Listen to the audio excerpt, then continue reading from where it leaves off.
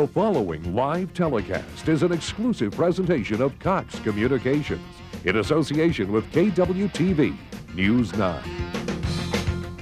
Football season is here. It's the opening Friday night of the 2000 season. The Norman North Timberwolves are taking on their arch rivals, the Norman Tigers.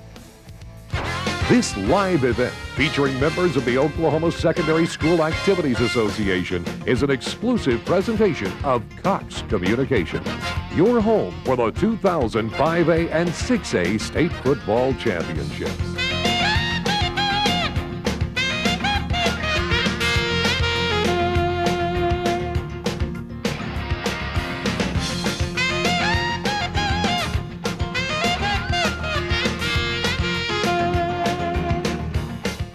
Cox Communications presents Oklahoma High School football.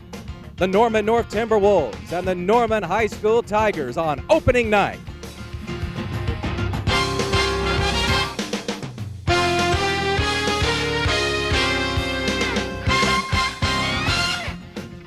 We're at Harv Collins Field in Norman, Oklahoma on this opening night for a big rivalry, Norman North and Norman.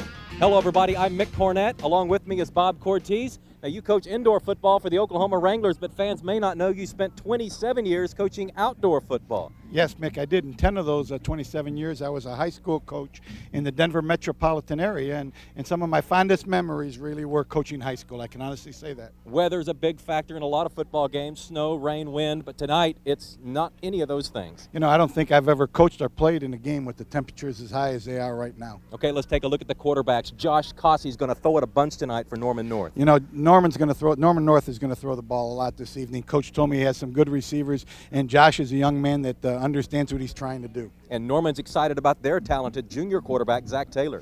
Zach is a young man that can throw the ball deep, and he also can pick you apart underneath. So we're going to see some passes this evening. And it's a rivalry, you can bet. Norman and Norman North, and it's coming up next right here on Cox Communications.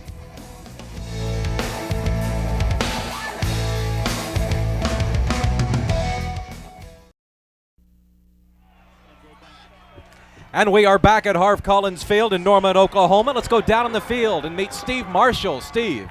Thanks a lot, Mick. We're down here with Norman trainer Russ Shuckman. Of course, the very first day of September, opening night in football season. Weather is always going to have to be a little bit of a factor. And Russ, you've got a little device here that tells us exactly how hot it is on the field. Well, right now we're reading 106.2, and that's the temperature in the sun. So our main concern is keeping the guys hydrated and make sure they don't cramp up and able to complete this game safely. Anything different, say, tonight when it's extremely hot as opposed to any other hot Friday night in Oklahoma? Well, the heat is always a factor in Oklahoma, and we make sure we keep them hydrated with water. Now we have the use of sports drinks like Powerade, so we keep them pretty hydrated that way and keep an eye on them. All right, thanks, Russ. Back up to you guys. We can only hope that the game is just as hot. And there's the opening kickoff. Norman North receiving the opening kickoff. Coming right up the middle of the field, Coach. Breaks a tackle. Boy, you know they want to get that first play out of the way. You know what? There were 3 tackles broken on that play just because of excitement. Mick, number 33, got Taylor Ellison got the ball and returned it up the field to about the 22-yard line, 21-yard line. Let's take a look at the starting lineup. Norman North looks this way across the front. Powers, Parra, Randolph, Wilson, and Hager. Quarterback is Josh Cossey. Norman North loves to throw, and they'll do it on first down. Let's see if they do it this time on first down. Cossey out of the shotgun. Quick drop, and the southpaw throws, and he's got his first man of the season. Yep, Far side of the field. It looks like that's Eric Von Holt, who's knocked out of bounds after a short game. Let's take a look at the rest of the starting lineup for Norman North's offense. The X-back is Tony Rayburn. The other wide receivers, Jacob Hill, Matt Morris, Jeff Saunders. The tailback is Jeff Bradley. He's a 3-year starter. And there's the quarterback, Josh Cossey, 6'2", 195-pound senior. Norman North is working quickly. It's second down and 6. They've crossed the 25. They're at the 26-yard line. Again, Cossey is out of the shotgun formation. And Norman North's left end jumped across, Coach, and that's one thing if people are not used to Friday night football. If you enter the neutral zone, they blow it dead. You can't get back. Exactly. Josh Cossey is now looking at the sideline, getting the play from the sideline. They're signaling in, no huddle, and he's calling the play at the line of scrimmage. So that might be something that is a little unusual to the Tigers. Grady Davis was the player that jumped. It's very close to a first down. Now instead of 2nd and 6, they got 2nd and 1, and boy, does that open up your playbook. Two wide receivers wide right, one is wide left. Cossey again out of shotgun on 2nd and short. We've just started, no score between Norman North and Norman. They run the draw play. He's close to the first down, Coach. I'm not sure if he got there. Let's take a look at the defense for the Norman Tigers. They'll start this way. Toby Thompson, Grady Davis, Will Kenny, Doug Wilson, Cody Green, Davis being the All-State projected player. And Daniel McCutcheon, T.C. Callahan, Trevor Long are the linebackers, Chris Anderson, Archie Birch, Richard Jackson playing in the secondary. And it looks like they're going to have a measurement. The ball is just across the 30-yard line. It was 2nd and 1, Mick, and they ran a draw play to the one back in the backfield. As I said earlier, it looks like the Timberwolves are getting their plays from the sideline, not huddling up, and calling the plays at the line of scrimmage. Josh Bradley is the lone setback in Norman North's offense. 3-year starter. He goes both ways. In fact, Coach, he went both ways as a junior, and that's pretty unusual. You know they're counting on him. Very unusual to be a junior and be counted on to help you both on offense and defense. I don't think there are going to be many players going both ways this evening, Mick. I think in talking to both the coaches, they thought that they were going to try to platoon as much as they can and keep their players fresh. Looks like he got the first down. So on 2nd and 1, they run the draw play, I guess trying to open up something big, and all they got was the 1 yard they were looking for. That's all they needed. That's all they wanted. No huddle by the Norman North Timberwolves. They've never beaten the Norman Tigers. This is the 3rd time they've played. Norman North, an expansion school, as the school district split up in 1997. Cossey calling for the ball on 1st and 10, and he throwing deep. And just almost there is Jeff Saunders.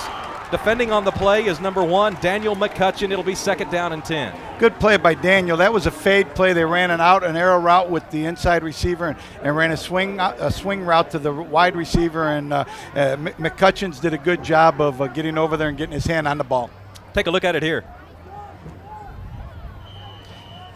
Real fine play, getting his hand up in the air. The ball could have been caught, yeah. Dropped in there a little bit, and it was catchable. Pretty good pass. Good Cossey throw. can run too. You know, most guys in the shotgun, you think, well, they're not running quarterbacks. This guy can run it.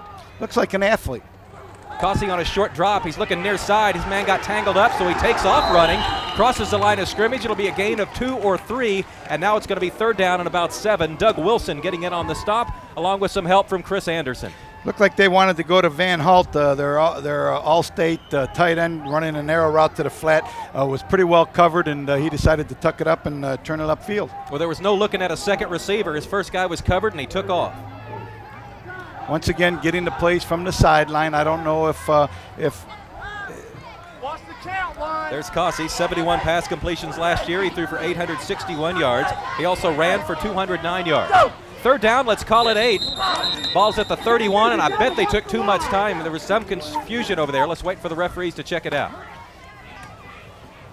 The officials tonight were going to have a tough job because, like the players, they're going to be working very hard in this heat, and it'll be interesting to see what type of performances they're able to continue to give us throughout the evening because of the hot temperatures on the Orange field. team in the neutral zone. It's still 3rd down. Well, that's what I get for guessing. Norman once again entered into the neutral zone. Here's tonight's officials. Jim Rose is the referee. Don Terrell's the umpire. Paul Rosenberg, Riley Schau, Mark Tyree also wearing striped shirts. Now it's 3rd and 3. Ball's at the 38-yard line.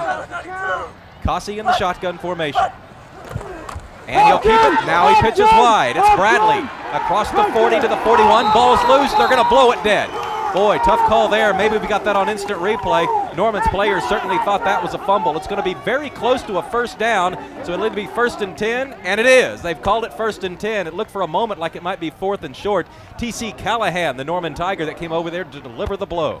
You could tell that the coaches believe in Josh Cossey very much because they are able to run the option play with him as well as have him throw the football. And if you're going to run the option as a quarterback, as you see here, you're going to have to be able to maneuver the ball downfield and take some hits. And they did a good job right there of getting it downfield. And I think he got the 1st down. Close call on whether or not that was a fumble or he was down.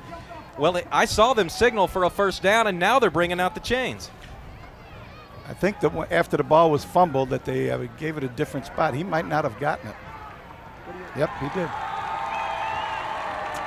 So the referees were right, and it's going to be first down and 10 at the 41-yard line.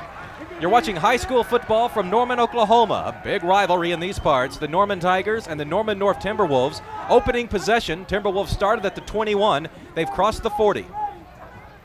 Anytime you have a wide open passing attack with one back in the backfield and you're able to run the option, it really puts a lot of pressure on the defense. Most teams that are one back and are throwing with their throwing quarterbacks don't like to run the option, and so most defenses aren't geared for the option in the pass.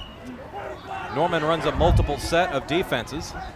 4 down linemen on this possession. First down and 10 at the 41. Cossey's looking left, now comes right, now wants to run. Shows ball, keeps it. And he's ushered out of bounds after a short gain on the Norman side of the field. Chris Anderson once again over there to help him out of bounds.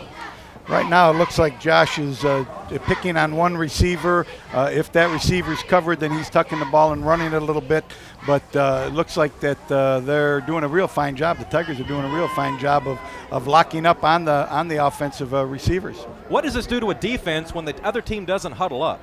Well, it limits you in terms of getting the coverages into the ball game and playing a lot of different looks. It makes you play one or two different things because you don't have time to be able to call the defenses from the sideline. 9 minutes and 40 seconds to play, first quarter. Cossey hollering for the ball on second down and 7. And he keeps it right up the middle. Norman's defense is there, and a big hit from one of the linebackers as he crossed the 45. Who was that? Is that Chanda Murphy? Archie Birch. I think Archie Birch came in there and Archie busted him. Birch came in there, put his helmet right on the ball carrier, made a big-time hit. Ouch. This was the option play again, Mick, and he decided to turn it up there. And right here, boom, you'll see the big hit right there by the defensive back coming up and sticking his helmet right on the ball carrier. Yeah, Archie Birch. There's a good look at him right there. Big-time hit. Nice play, nice play. That was the option play again. They ran the option play. He couldn't get out to the corner, so he ducked it up inside a little quicker than maybe he wanted to. Third down and about 6. Ball's right at the 45-yard line. Cossey hollers the play right, then hollers the play left. Now he's calling for the ball. He's got it. He lets it go. And once again, they're looking for Von Holt. And Von Holt's in a foot race. He cuts to the right. He's going to score. Touchdown. Norman North lights the scoreboard on its first possession. Once again, Cossey came to the line of scrimmage, found the big tight end, Von Holt, into the flat. Von Holt caught the ball, turned it upfield, and ran down the sideline, evading a couple of tacklers and scoring the touchdown. Big play for them. Oh, yeah. In fact, Coach, this is the third time these two teams have played. The last 2 years, Norman North has never scored on Norman High School. So their fans, their students most particularly, are pretty excited over there. First touchdown in this rivalry for Norman North. That was a well-executed play, a nice pass, and a good run after he caught the ball. The big all-state tight end, Von Holt, is a young man that a lot of the Division I colleges are looking at and will be a factor in this particular ball game. Tommy Mangino puts down the hold. John Simcox hits the extra point. It's 7-0, Norman North. Norman will get the ball when we return on Cox Communications.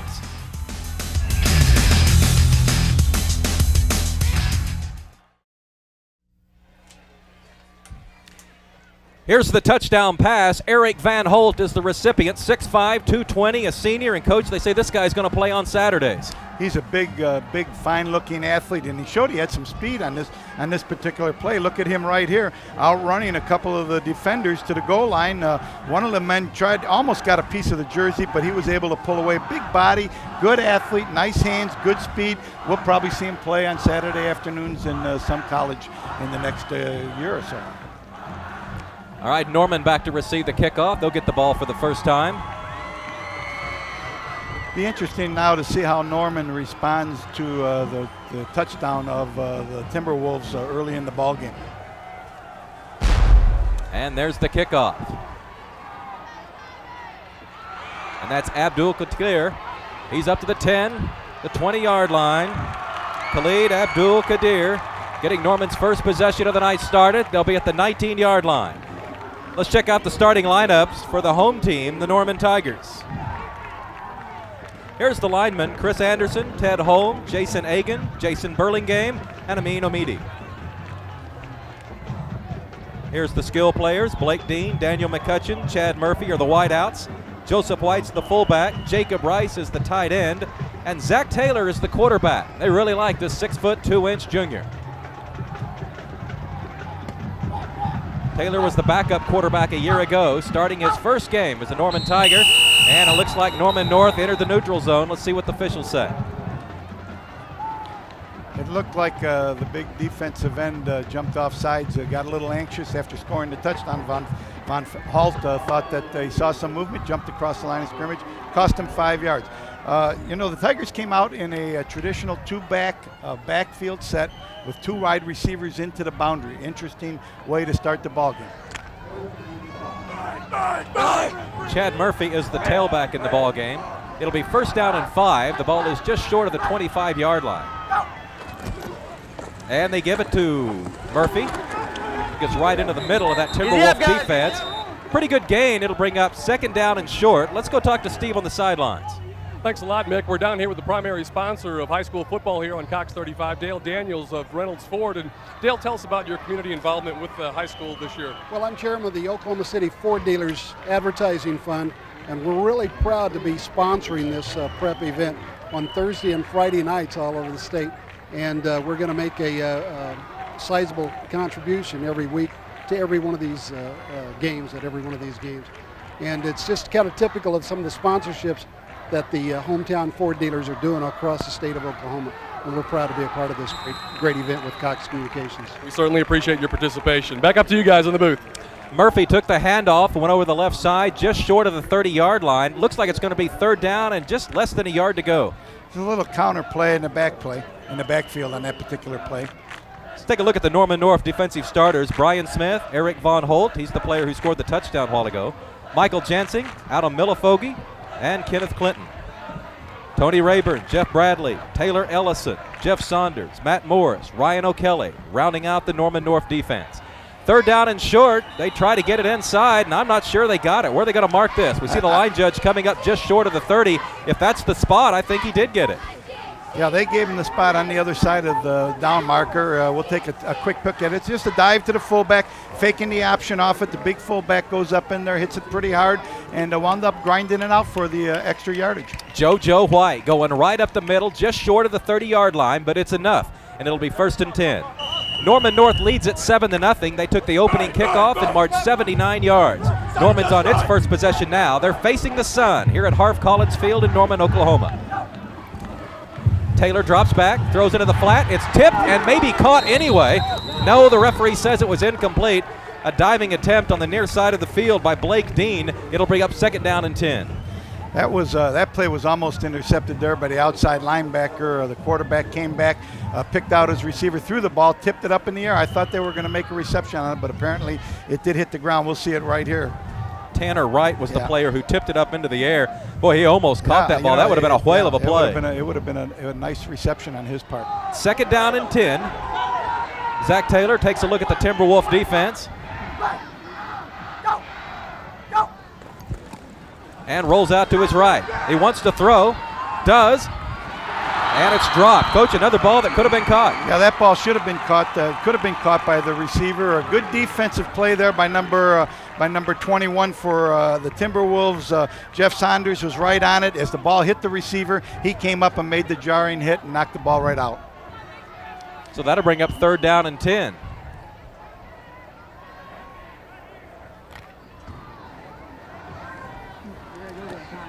Third down and 10. You see the shadows growing quite long on the field. Zach Taylor is the quarterback. Last year in a backup role, he was 31 of 62, completing half his passes. He's rolling out on 3rd and 10, throws across the middle, and he's got Jacob Rice for a 1st down. Big time throw there by the junior starting his first game. You know, he was rolling to his right, had good vision to catching the tight end.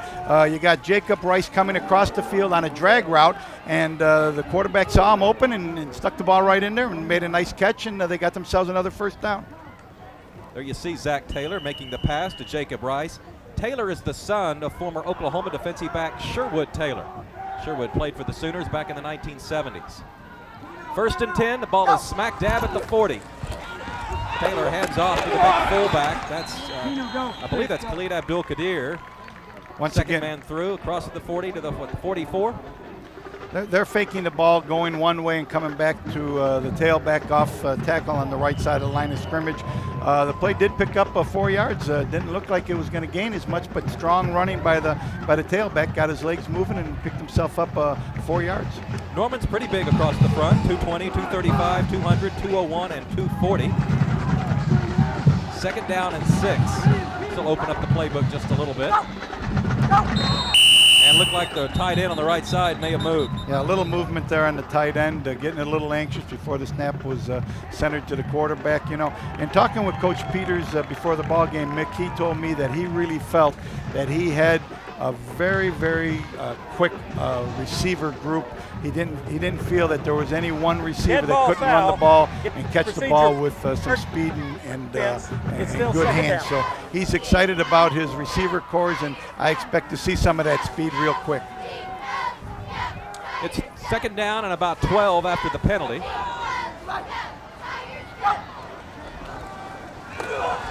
And Taylor wants to throw, got a man wide open. It's JoJo White across the 50 to the 45. First down for the Tigers.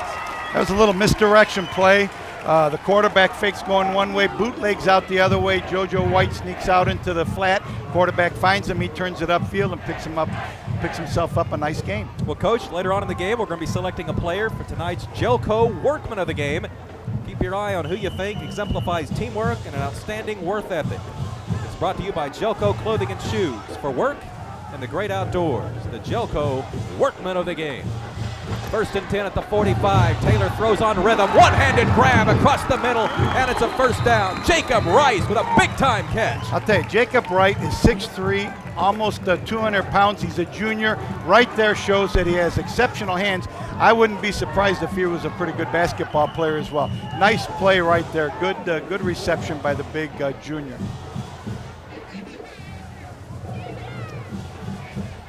First down and 10, ball's at the 34-yard line. Let's take a quick timeout. Norman North leads Norman 7-0.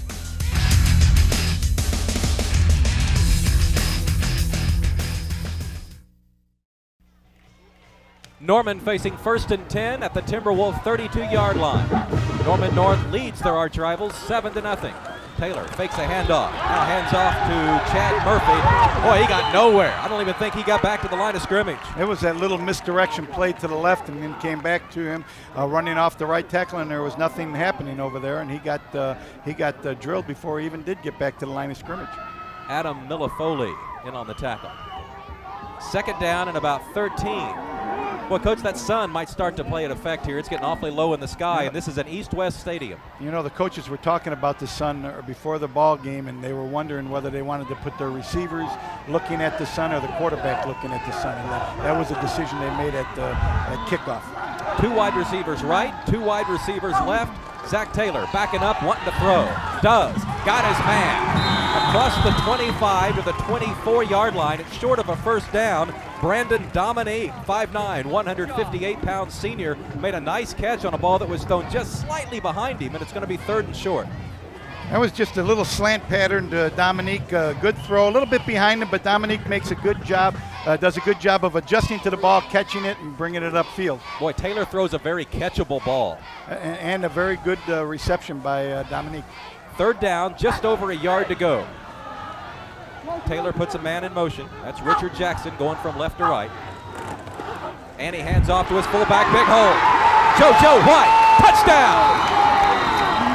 They ran a simple dive play up the middle of the formation with the option to keep the outside people honest. The option was executed perfectly, but the fullback had the ball running down the middle of the field. Let's see if we got a look at that on our replay here. JoJo White was the team's leading rusher a year ago, 360 yards. They're banking a lot of their ground game on him this year. A little bit of mix-up, and Norman's going to have to waste a timeout. The kicker, William Kinney, was late running out onto the field, so Norman has burned a timeout. 3 minutes and 9 seconds to play in the first quarter. Norman North leading at 7-6 with Norman's extra point pending. There you see Butch Peters, the Norman High School football coach. Let's take a look at this big hole, Coach. Once again, here he is faking the ball, giving the ball to the fullback and coming out on the option. Everybody's out on the defense, protecting against the option, and JoJo White runs right down the middle of the field. Coach, a lot of these plays this early are scripted. What's that mean exactly? Well, that means that the coaches call the first 15 plays according to down and position on the field, and that he's going to run those plays out of those formations so he can see how the defense is adjusting to their particular formations. So it's possibly they saw the way they were lining up to that play in that same formation earlier and then decided to go back to it when they needed it. They blocked it a little better this time than they did the first time that they ran it, and JoJo found enough of the seam that he was able to scoot up the field and get it in for a touchdown. William Kenny is the Norman High School kicker, 6'1", 218 pounds. Reminds me of old Lou Groza going from defensive tackle over there to kick an extra point or a field goal. Soccer-style kick is up. The referees nod their heads, and we're tied up. It's a rivalry in Norman, and right now we've settled nothing, 7-7.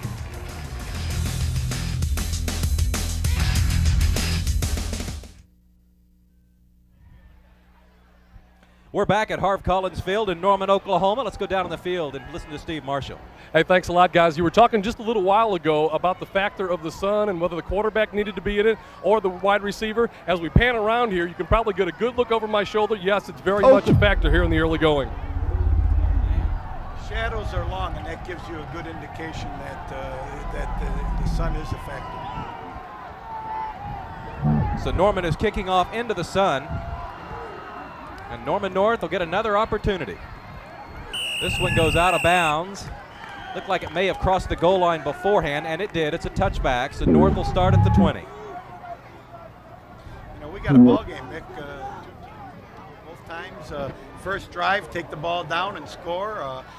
That's a good way to start the season. I know both coaches on offense are excited that their team could generate some offense early in the season. First time a 79-yard drive and an 81-yard drive. Hey, join us right here on Cox Communications tomorrow night for pay-per-view football. The Oklahoma Sooners taking on the University of Texas El Paso. You see the phone numbers on the screen to call where you can get it. Bill Land and Dean Blevins will be calling the play-by-play. Cox Channel 3 and Channel 9, depending on which city you live in. Josh Cossey is in shotgun formation. He has 3 wide receivers to the right on 1st and 10 from his own 20-yard line. It's taking an awfully long time. He wasn't quite ready for the ball, but handled the snap. Now he throws, got a man, and he's got a completion. I'll tell you what Josh did right there. He called the play. He emptied the backfield, took the tailback, the running back, and put him out as a receiver. No backs in the backfield but Josh, and he found the open receiver down the field and got himself a pretty good game. Yeah, Justin Fox got behind the defense, came back for it a little bit, in fact. Good sophomore, probably making his first catch as a high school football player. He got almost to the 45-yard line, so Norman North will start there. Let's call it the 44. First down and 10.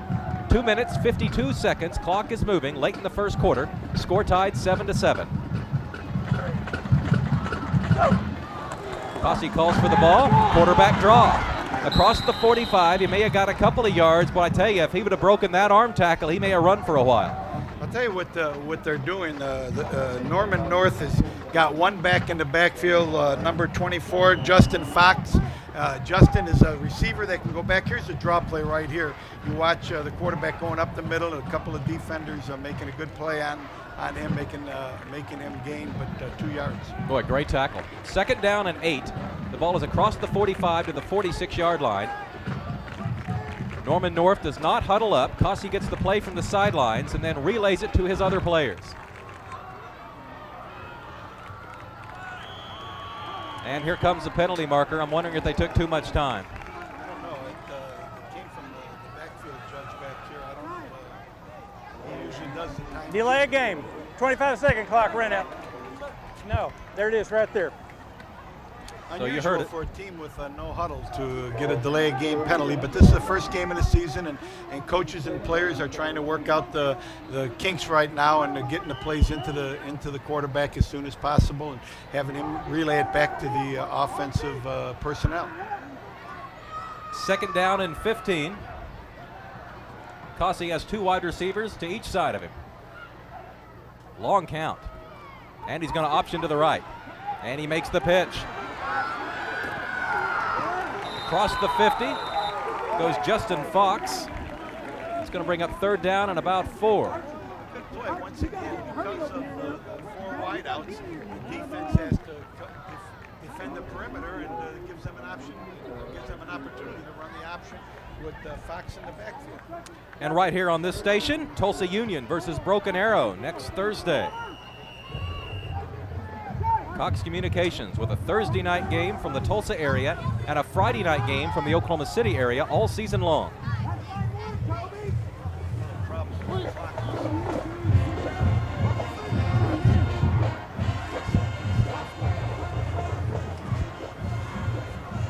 There's a 25-second clock on this end above the scoreboard, and I think they're having trouble seeing it on this end because of the sun, but it's also on the scoreboard. I think actually it's on the old scoreboard. What's happening is one to our left is a different time than one to our right. The quarterback's watching the run to the right, and the backfield, the umpire, the official in the backfield is looking at the one to our left. Very good observation, Coach. That would cause a problem, wouldn't it? If the quarterback's looking at 1 clock and the official's looking at a different time. I think when they called that delayed game penalty, I think that's what Josh was complaining about, that he had thought that there was still more time on the clock according to what he saw on the other end of the field. Okay, the officials are nodding to the coaches that they've got it straightened out. 25-second clock is set. It's 3rd down and 3 for Norman North. The ball is just into Tiger territory at the 49-yard line. He fakes the inside handoff and sprints out to the left. Now he wants to throw. He's got a man wide open, but Matt Morris is unable to bring it in, and it's going to bring up 4th down. I think the receiver was Tony Rayburn, and Tony was wide open. The ball was a little high, but it was a ball that Tony probably could catch most of the time. And as the season goes on, I'm sure that play will still be in the arsenal, and Tony will make that play. A lot of people might be wondering if Tony Rayburn is related to the former Oklahoma defensive back with that same name, and he is not. It is 4th down and 3. North in punt formation. Ryan Rainier is the punter. It's a fake. It's a fake. Ball's loose on the ground, and it's picked up by a Norman Tiger inside the 40 at the 38, 37-yard line. A break for the Tigers. Right there on about the 50-yard line, the Timberwolves were trying to catch the Tigers off balance by running a fake to the fullback right up the middle. Did not fool the Tigers. The Tigers made the play, caused a fumble. The ball was kicked back a little bit, and the Tigers have the ball now in good field position after the fake punt went away. So a chance for Norman to take the lead. They've got the ball at the Norman North 37-yard line. 1st down and 10, a minute 40 to play, 1st quarter. Score is tied at 7. Zach Taylor pitches it wide to Abdul Kadir. He's across the 35 to the 33-yard line, pickup of about 4 yards. Abdul has some ability there. He made the first defender miss him and was able to pick up another yard or two because of his niftiness. Take a look at the fake here, Coach. Yeah, it's a fake right to the fullback going up the middle there. Didn't seem to catch the defense off balance, and they were able to strip the ball loose and knock it back, and gives the Tigers good field position, Mick. 2nd down and 8. Ball's at the 34-yard line in Timberwolf territory. Taylor fakes a pitch, now hands off inside to JoJo White, and he's wrapped up in the backfield. Huge defensive play by the Timberwolves, and it's Eric Von Holt, their big-time defensive end, to make the play. That was a misdirection play where they were faking a quick pitch one way and coming back with a counter play. Penetration hurts that particular play, and Eric Von Holt got upfield and did get the penetration and made the tackle for a loss. Boy, he knocked off 2 potential blockers on that one. He's a big man. He's listed as 6'5", 220. I was standing next to him. He looks a little bigger than that with his uniform on, but a nice-looking athlete. But JoJo White, 5'9", 170, never had a chance once he got his grips on him. There's a good look at Zach Taylor. 3rd down and 11. Whistles come out. Let's check out the penalty. Delay a game is what I thought I heard the official tell the Norman Tigers as he walked past. Yep, that's what it is. They're enforcing that 25-second clock vigorously. 16 seconds to play in the 1st quarter. Score is tied at 7. We have a dead ball, delay a game on the orange team. It is still 3rd down. That orange team would be the Norman Tigers. 3rd down and 18 to go. 2 wide receivers left. Richard Jackson is the player split farthest to the left. He's on that Norman Tiger basketball team that made it all the way to the state finals. Taylor's looking his way and throws it away.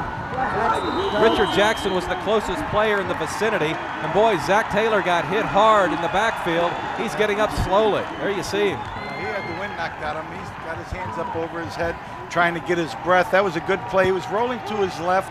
Tough way to go, and then didn't have anybody open and threw the ball carefully down the field so that it wasn't intercepted by the opponents.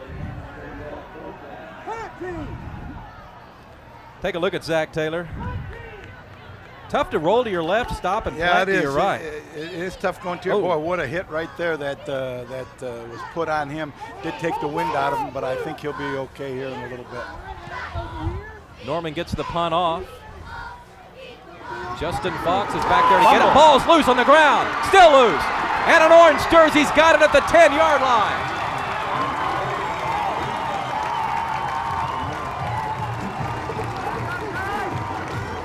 Doug Wilson, number 98. Wilson was Johnny on the spot. That ball was bobbled around. The receiver got the ball and broke to his right, got hit, broke a tackle, and got hit again and fumbled the football. 7-7. We'll be right back.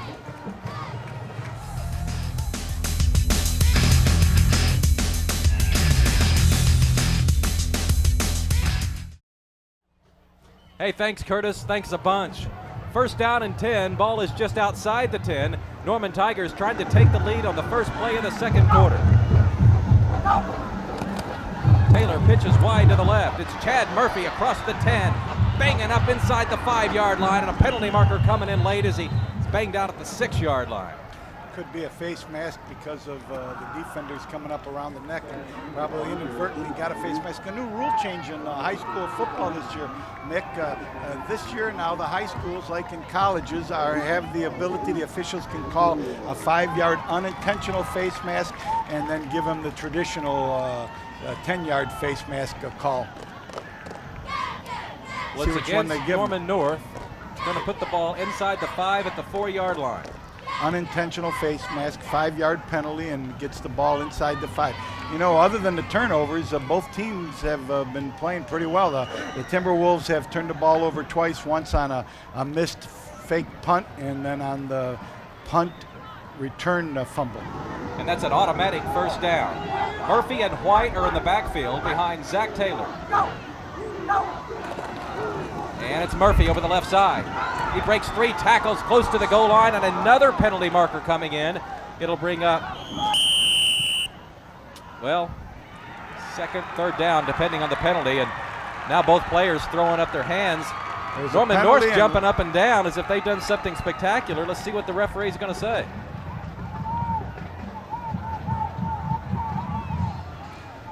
You know, I think there was another penalty, but the ball was fumbled. I think the Timberwolves no foul. Face mask on White. I think that the Timberwolves thought that they got the ball, but I think the penalty's going to wipe that out. Number 25 is Chanda Murphy. Is a very, very good runner. He's a very tough young man that has the ability to break some tackles. He's got a little bit of niftiness and is able to generate some offense, especially down there in the goal line. Took 3 guys to bring him down. Let's see if the ball comes loose here. Well, we couldn't see it from that camera angle, but the Norman North players acted like they had recovered a fumble. There was no indication by the officials that there ever was a fumble. And it's second down. The ball is inside the 1-yard line. I think it's first, Mick. I think they got a first down. You're right. They just switched it to first down with the penalty being an automatic first down. Murphy over the right side. And he's across for the go-ahead touchdown. Just good old-fashioned football play. Give it to your big back going up the middle of the formation. Nothing tricky. Just see if your offensive lineman can come off the ball and knock the opponents into the end zone, and you're able to get the touchdown. That was a smart, sound call. First down on about the 1-yard line. Chad Murphy, 5 foot 10 inches tall, 194-pound junior. There you see the Norman students. Yeah, he's only a junior, eh, Mick? That's right. Kenny is on for the extra point. It's up and it's good. 11 minutes and 7 seconds to play in the first half. Norman leads Norman North 14-7. This is Cox Communications coverage of Oklahoma high school football.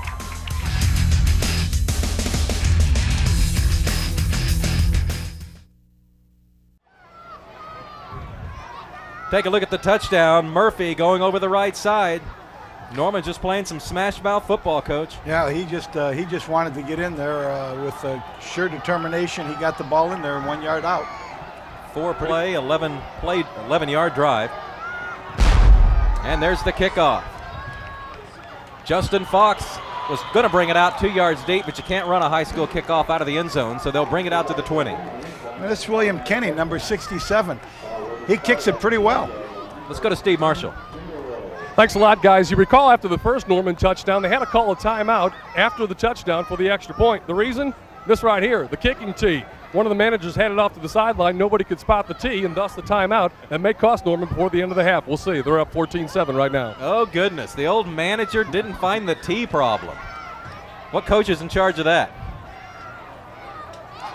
First down and 10. North at the 20-yard line. They've had 2 turnovers already in this ball game. Cossey completes the pass to number 88, Von Holt, who gets a short gain of about 3, and it's going to be 2nd down and 7. Okay, that's just a running play for the passing teams. You know, it's a play that the defense gives you, and if you got a strong arm quarterback, you're able to take that. And it's just like a first down play where you're going to run the isolation or the toss play. He picks up 4 yards, and they're happy with it. 2nd down, let's call it 6. Ball is just short of the 24-yard line. Cossey will have twin receivers on the left and right side of the field. His lone running back is Jeff Bradley. 10 minutes and 30 seconds to play. Norman leads it 14-7. Cossey options to the left, keeps, still going, crosses the 25. It'll bring up 3rd down and about 5. Yeah, that particular time they ran the option again, only now the defense for the Tigers are alert to it, and they're giving Coffey the opportunity to run up inside, taking away the pitch so that the quarterback does have to keep it. Linebackers don't have to chase as far. Cossey 3 of 5 tonight, as you saw on the graphic. 3rd down and about 5.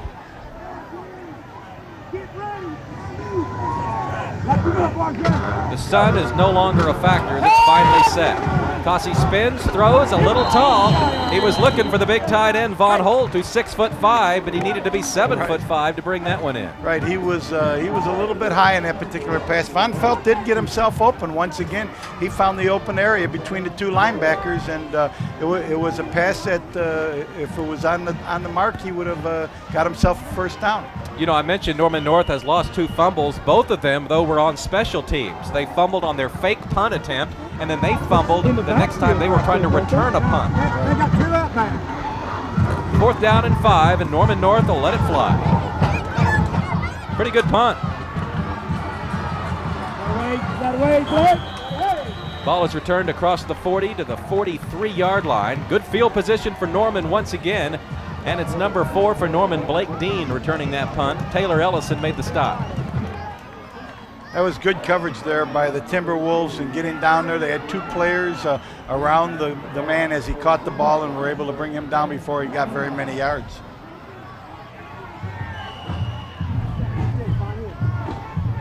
First and 10 for Norman. Well, maybe at that sundown, Coach, it'll start to cool off a little. Temperature 100 degrees at game time. Nice crowd. You bet. Taylor drops back, throws, almost intercepted. Boy, he took a risk throwing that ball. I'm not sure he'd spotted his receiver before he let it fly. Yeah, that was an ill-advised pass on that particular play. The defender played the route and was able to, Ryan O'Kelly played the route and was able to step in front of the receiver and almost made the interception.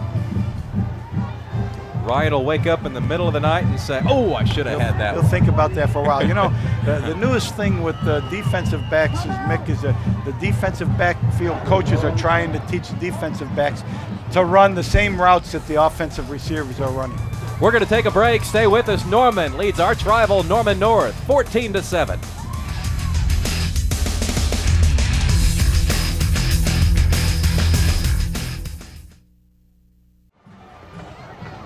(14-7) on a steamy night in Norman. Norman's got first down and 10, make it 2nd down and 10 after the incompletion. They're at their own 42-yard line. Zach Taylor drops back into the pocket, trying to set up an inside screen, and he's got JoJo White But boy, look at Jeff Bradley come over there and make the stop at the line of scrimmage. Coach, you know, when it's this hot, I wonder what the substitution patterns are looking like. Well, the way it looks right now, it looks like Norman Tigers are substituting very freely. It looks like both offense and defense have fresh personnel in there, and it looks like the Timberwolves are playing their players a little bit more on both sides of the football, and the condition will become a factor for them as the game wears on. 3rd down and 10. 8:58 to play in the first half. Norman has the ball and a 7-point lead. Taylor on a short drop, heavy rush, he gets it off and completes his pass. That's JoJo White for a first down and more. It's a foot race on the far side of the field. Touchdown saving tackle by Matt Morris. JoJo White has speed to spare and a penalty marker coming in late. You know, that was just a little swing pass out of the backfield to JoJo. JoJo caught the ball, made the first defender miss him. It was defended pretty well, except that the linebacker coming out there on the coverage, as we see right here, number 33 misses the tackle, and JoJo turns it upfield. He's got some jets, and he's running down the field. Nice play by Matt Tullis to be able to run him down, and yeah. That was Matt Morris, excuse me. But there was a clip on that particular play. Boy, and Zach Taylor did a great job of holding onto the ball, knowing he was going to get a helmet in the gut as soon as he released it. JoJo White. We got a clipping call on the play that's going to hurt Norman's game. Clipping on the orange team, still going to be enough for a first down. So JoJo White's long run is shortened quite a bit. Norman's going to have the ball inside the 35 at about the 33-yard line. You know, the Timberwolves really had that play defensed well. It was just that it was hard for Tyler Ellison to be able to tackle him in the open field. Taylor plays on the basketball team for Norman High School. Now he's quarterbacking the Tiger football team. Both sides jump. Let's see what the officials are going to call. At higher levels, you'd say, well, that's got to be on the offense. But in high school level, if the defensive guy enters the neutral zone first, the penalty's on them, and that's the call. Yeah, the officials are even confused. They were going the other way. One's pointing one way, and the other one's pointing the other way. You know, I like Paul Weaver, the number 80 for not Paul Weaver, excuse me, Jacob Rice, number 80 for the Tigers. He's a big kid. He's got a little bit of size. Okay. He's only a junior, but we he have a dead seems ball. to be a good White football in the player. neutral zone, still first down. And there you go. At the collegiate or professional level, that would have been a penalty on the offense. Right. But in high school football, if the defense is in the neutral zone first, they blow it dead and throw the flag. The offensive guy jumped, but he jumped after the defensive guy had entered the neutral zone. First down and 5, balls at the Timberwolf 29. 14-7 Tigers, 8:43 to play, first half. Toby Thompson in motion. And they pitch it wide. Khalid Abdul Qadir crossing the 30 and close to the 25-yard line. He may have enough for a first down. A penalty marker coming in late, and another. This has got to be a dead ball foul. Yeah, right. There was something happened in that particular play that the officials didn't like. But let me tell you what, that was a hard run and some good tackling by the Timberwolves there. This is a good, hard-hitting football game. Early in the season, both teams fired up. Let's see if we can catch what the penalty is or hear what the officials say the penalty is. Okay. It's going to be a personal foul. We have a dead ball. Personal foul and necessary roughness on the orange team. It's going to be second down. Our spotter, Michael Cornett, saying that the guilty party is Khalid Abdul Qadir. He was the running back on that play. And talking to the coaches before the game, both head coaches were calling the plays offensively. Both have assigned a defensive coordinator to each team, so we'll talk a little bit about the defensive coordinator. Second down and 16. Norman has the ball on the Timberwolf 40. Richard Jackson in motion. Taylor's looking his way and throws it. Jackson can't get it. It's thrown out of bounds, and it'll bring up third down and long. Little misdirection play once again of what we call a bootleg waggle, where he fakes the ball going one way, he rolls out the other way and tries to sneak a receiver down the middle of the field. But the Timberwolves were having none of that and were able to defense it pretty well. Third down and 15. What is the Timberwolf defensive coaches telling their players? Well, right now they're telling them to hang in there. They've given up 14 points, but the Tigers haven't earned any of them. One was because of the fake punt going array, and the other one was because of the fumbled punt on the return. So I think for Norman North, the defensive coordinator is Rick Sadowski, and for the Timberwolves, the Timberwolves is Rick Sadowski, and for Norman North is Todd Anthony. Those are the defensive coordinators calling the defenses this evening. That is not one of the game officials, by the way.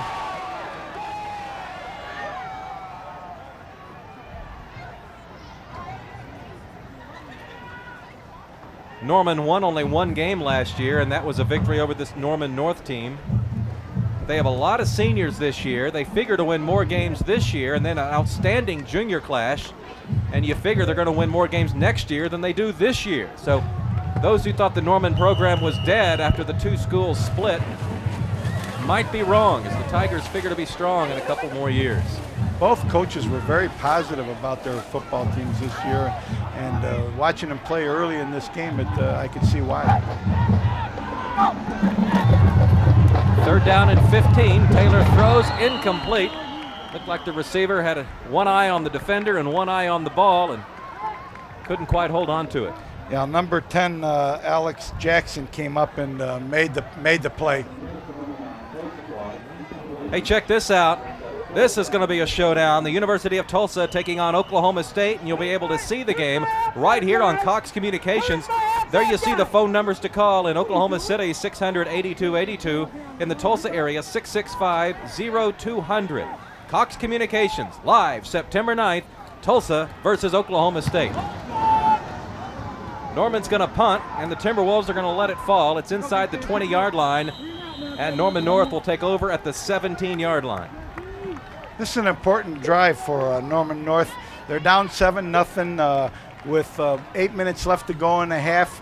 They have moved the ball against the Tigers, and I think right now they need to generate some offense, get some field position, or at least get some points out of this particular drive.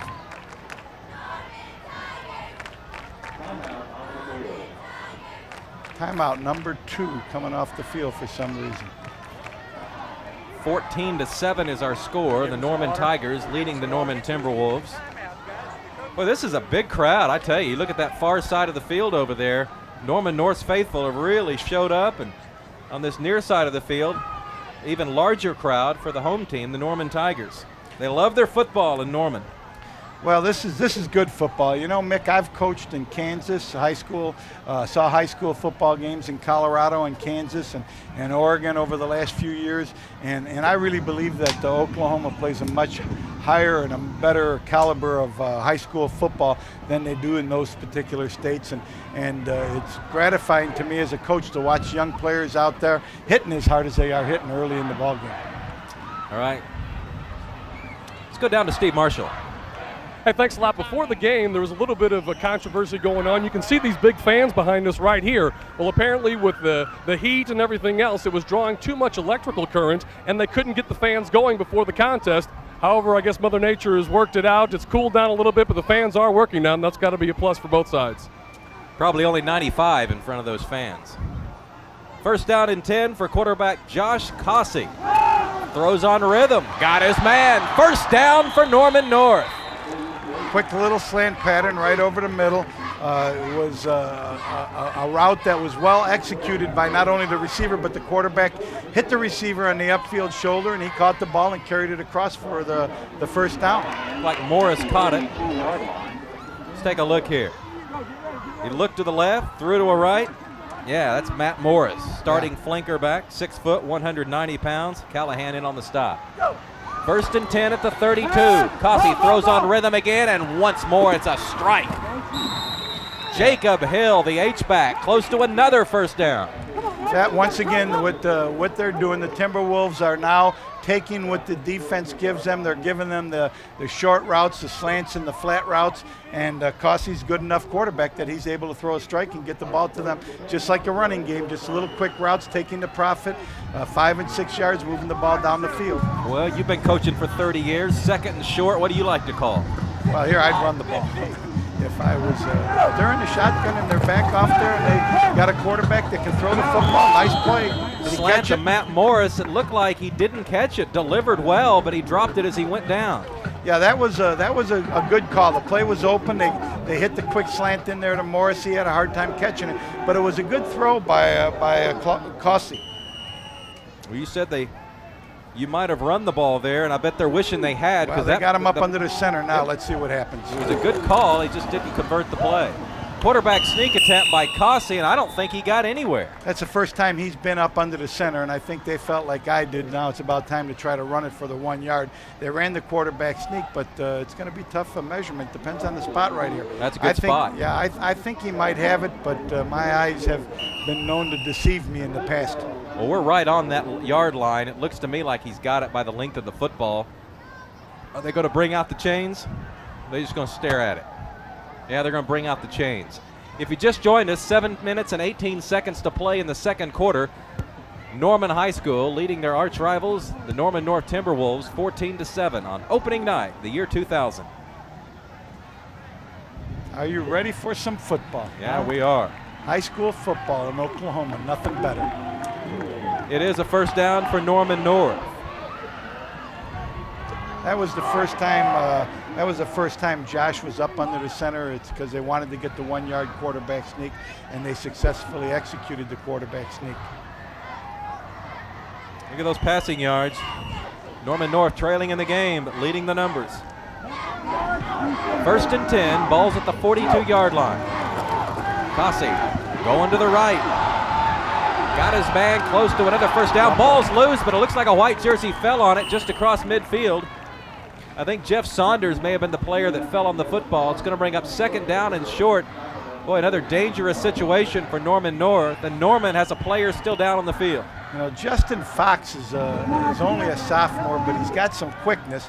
They tossed the ball to him. He's not very big. I think he's 5'7", 150 pounds, and got the ball in the open field and showed that he did have some quickness, but did cough the ball up. But fortunately, one of the Timberwolves was Johnny on the spot and recovered it back. Archie Birch is down on the field. He was the player you saw come in there and looked like he may have taken a helmet to the knee.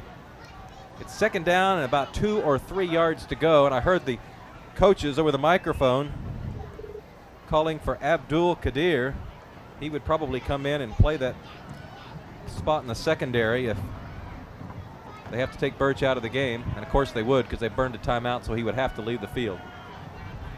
Let's take a look here, Coach. You'll see him come in. He's like the 2nd or 3rd player to come in here, and he comes in with his knee, and see if he doesn't take a knee on the helmet. Yeah, see it right there. Twisted right in there. Yeah, as the offensive receiver was going to the ground, he kind of twisted on the ankle and caused him some pain. I'll bet you he's got a sprained ankle there. I hope it's nothing more than that.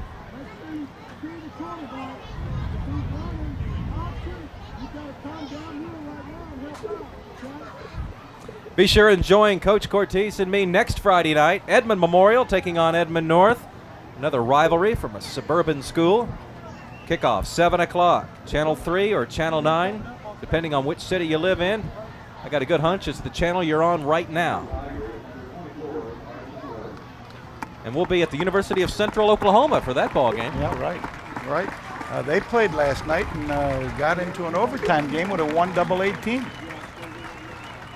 Archie Birch being helped off the field. Let's take a look at it again. Here's the injury right here. As you can see, as he comes in there, the receiver is going down and gets his left ankle and the knee twisted underneath it. It bends. He's hurting a little bit. Hey, Steve, what you got? Norman Athletic Director David Gore, and of course the athletic director for both of these schools here. And the weather a little warm to start the evening, but everything's working out great and you got a good crowd. You know, it's turned out to be a pretty pleasant evening, and obviously the heat's always a concern. What's interesting about that is the kids are used to it, so we're not as concerned about the players as we are the fans in the stands, because they may have come from an air-conditioned office or an air-conditioned home where they spend most of their time, and they get up here in a packed crowd, and we're always concerned about that. But so far, everything's gone pretty well, and it's a pleasant evening at this point. At this point, it is very much. David Gore, the athletic director here at Norman and Norman North. Back up to you guys. Justin Fox carries for the first down. He's Ball got is a across little the bit, 50 up to the 45. he's got a little bit of niftiness and quickness to him. You know, he's only a sophomore, but coach has him out there for a reason. And right there, he showed that he could generate some yardage up the field. First down and 10 at the 45. The quarterback is Josh Cossey, who throws deep on rhythm. Far side of the field. Good defense there by the Norman Tigers. And it's going to bring up second down and 10. Looks like that was Daniel McCutcheon there on the play. It's just a simple fade route where they're trying to go deep. The quarterback's going to try to put the ball up and over the defender and the receiver and have the receiver come run under. He does get some air under it, and the ball throws a nice tight spiral, and the ball drops in there. Just a real fine play by McCutcheon there to knock the ball loose before it got into the receiver's hands. So second down and 10. Go! Cossey looking deep again. He wants Von Holt. Almost picked off. Yeah, he was.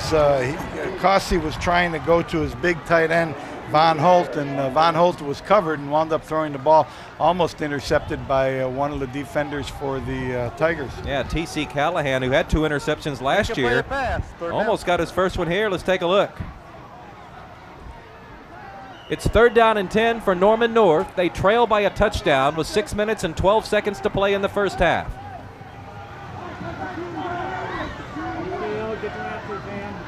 Tony Rayburn is the split end on the near side of the field.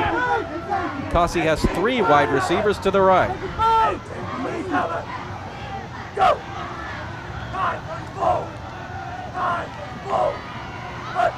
Long snap count.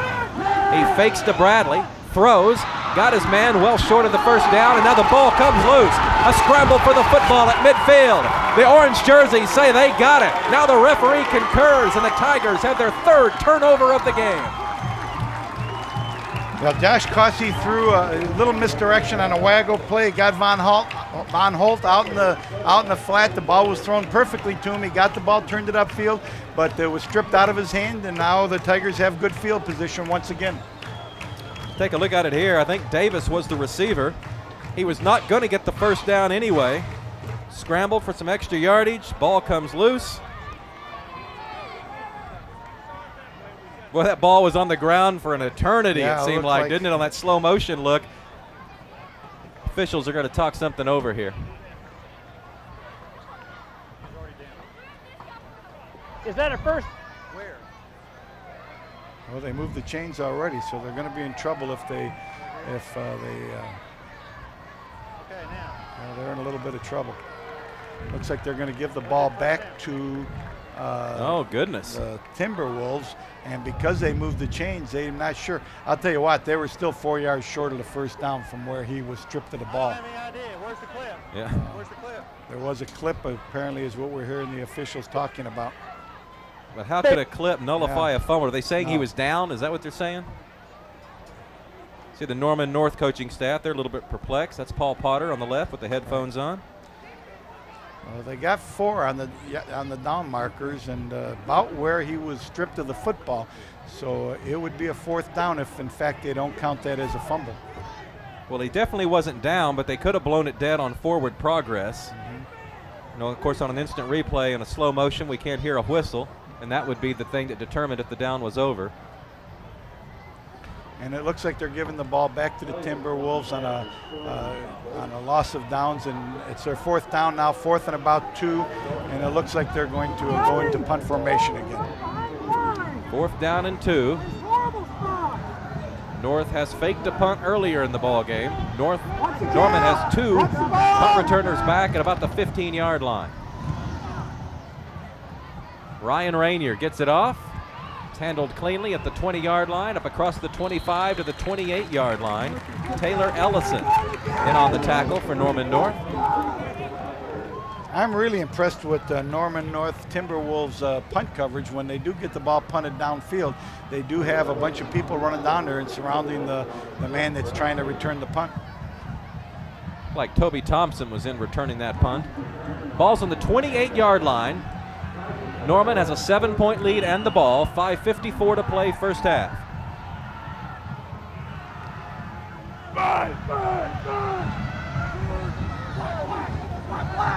Brandon Dominique is split out of your screen wide to the right. Handoff up the middle. Boy, Norman North's defense was there on that play. Yeah, that was the same play that the fullback scored in the first quarter, the long run that he had up the middle, where they run that dive play off guard and then fake the option in behind it. That time the Timberwolves weren't fooled, and they were able to take them down. Michael Jansing made the stop. He lost a yard. Second down and 11.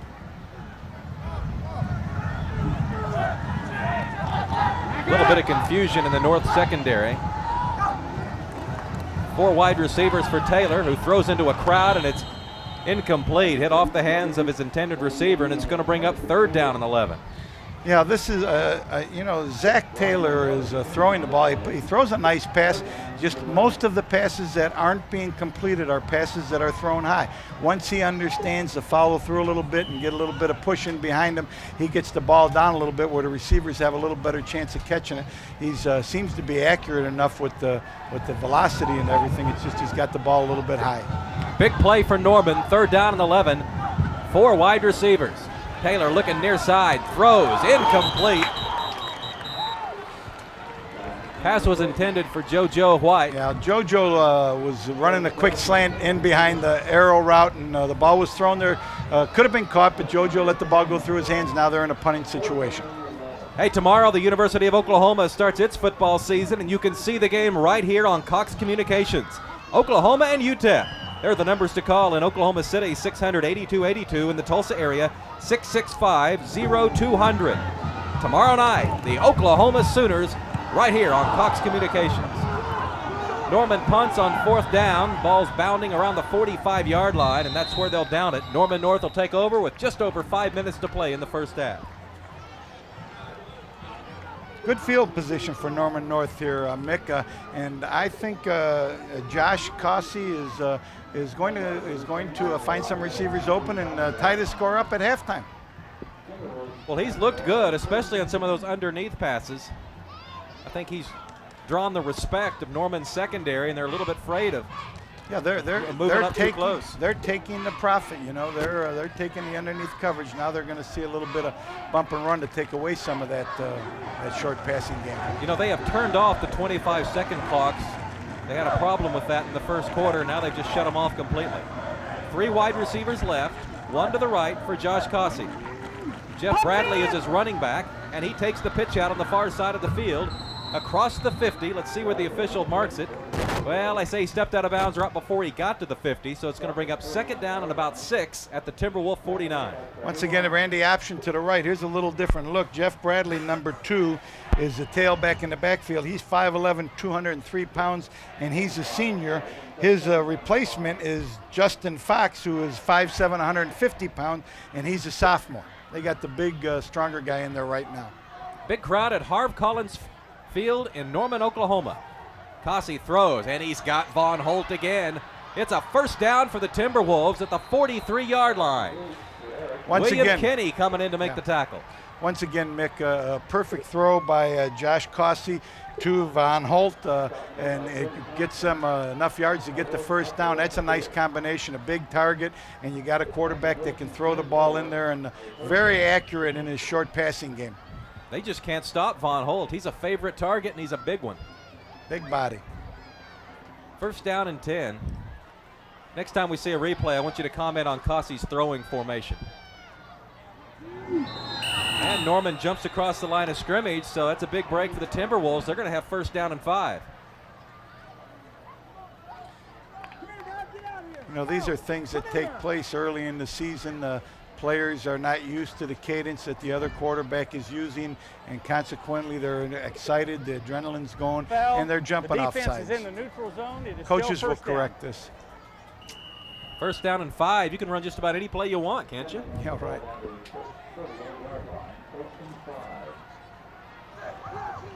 Jeff Bradley is the lone running back behind Cossey, who takes the snap on first down. Throws a high pass, not even close to Jacob Hill. It'll bring up second down and 5. They were running the slant and the arrow again, and that particular time the linebacker got out underneath number 40's route, Hill, And it was a pass that was thrown high very correctly because it could have been intercepted. There you see Jacob Hill, 5'8", 170 pounds, sophomore. Second down and 5, 4:14 to play first half. Norman North trailing by 7. Cossey options to the right and keeps. Some pretty good tackling after Cossey kept and gained 2 or 3 yards. Big, strong William Kenny was there to grab him by the arms and throw him backwards. What the defense is doing is when they see option coming their way, they're taking their defensive end and putting him up on the pitch man and forcing Josh to keep the ball up inside. Look at Kenny. He spent some time in the weight room, hasn't he? Right. I'll Third tell you what, down and 3. a lot of those players look like they've been lifting pretty good. How much would you weigh when you were a high school lineman? I was about 220 pounds. You must have been huge back there. I was a big guy for that time. Third down play for the Timberwolves. They fake it. Cossey keeps. He's up to the 35. Going to be short of the first down. It'll be 4th and short. And a penalty marker coming out late. Yeah. Boy, 2 players were tussling. Let's see who they call it on. And they've called it on Norman. Automatic first down. Yeah. Josh Cossey is a very fine athlete, Mick. He throws the ball, particularly very well, short slants and arrow routes, and he can turn it upfield and run the ball, and he is the man for the Timberwolves, it looks like. Referees want to talk things over. They had 2 players. Looked like there may have been a retaliation moment, right. And that's always a tough one for the officials. We have a dead ball, personal foul, unnecessary roughness, first down. 30. Sometimes you'll see the officials call that on both players. Sometimes not. Automatic first down. Big mistake by the Tigers. It gives the Timberwolves great field position. Yeah, they were facing 4th down and about 1, I believe. Timberwolves are inside the 20. They scored on their opening possession. They've been unable to get to the goal line since. Just over 3 minutes to play in the first half. Cossey in his no-huddle offense, moving down the field against the Tigers. There you see those numbers. That's pretty strong. 9 of 15 for 144 yards in the first half alone. 3 wide receivers left. Cossey's looking that way. Now hands off up the middle to Bradley. He's loose. 15, 10. Nice tackle at the 12-yard line. It'll bring up second down and about 3, and I see a penalty marker at the line of scrimmage on the far side of the field. T.C. Callahan came up and made the stop. That was a good call. They're down there. The defensive linemen were getting upfield, trying to get to the quarterback. He's been throwing the ball a lot. They slipped it into the fullback in the backfield, and he ran a draw play and got it down, but there was a penalty on this particular play. They've called holding. Let's see if we can spot it somewhere. Yeah, it looked like that may have been it right there in the backfield. That's good tackle there by Callahan, wasn't it? Great tackle. I mean, Bradley's a big-time runner. He came up, stuck that helmet right between the numbers. A holding penalty is 10 yards from the spot. We have a holding on the on the white team. It's still going to be first down. Now Bradley's 203 pounds. That was a great open field tackle there to put him down on the ground. T.C. Callahan. You know, these players know each other. You know, that's one aspect that you don't see in a lot of high school football games. You know, these guys hang out at the Dairy Queen together. They're going to be some talking. 1st and 15. Cossey dropping back, throwing. Nice throw. Oh. Incomplete. Boy, he split the defenders. Receiver couldn't quite hang on. That's his big guy, Eric Von Holt. Von Holt ran just a corner route from his inside position, got position on the defensive back. The ball was thrown, and there could have been caught, but he dropped at that particular time. But they'll come back to the big guy here real soon. You can bet on that. Boy, Cossey has a pretty good arm because he wasn't even planted on that one, and he threw a strike. I like him. I think he's a nice high school quarterback. He can run it. 2nd and 15 at the 24. Inside handoff to Bradley. Big hole across the 20. The 19-yard line, 18-yard line. Look at him go, pushing down the field. Toby Thompson among the Tigers in to make the stop. Yeah, Bradley is 203 pounds. He's a senior. He gets that ball. You're going to have to be a man to take him down. Watch him here.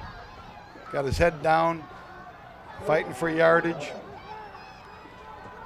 Good tackle by number 40 there to bring him down. 3rd down and about 11. A minute 43 to play first half.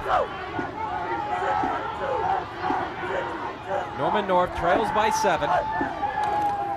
Fakes an inside handoff, sprints out right, wants it all, throws underneath, incomplete. Yeah, he was throwing to Jacob Hill on another bootleg pass where he's faking the ball, a run one way to the left and then coming back to the right. Jacobs had a step on him, just a little bit thrown behind him. So Josh would like to try that one again because I think he felt that he should have completed it. Pretty good defense by Norman. They had another man running a flag route on the far side of the field. And I don't even know which receiver was the intended receiver or his first option. He threw it underneath. 4th down and 11. 37-yard field goal is on the way. Good. And Matt Morris nails it. Good kick. Wow. A 37-yard field goal by Matt Morris. And they've cut the Tiger lead to 14-10. We'll be right back.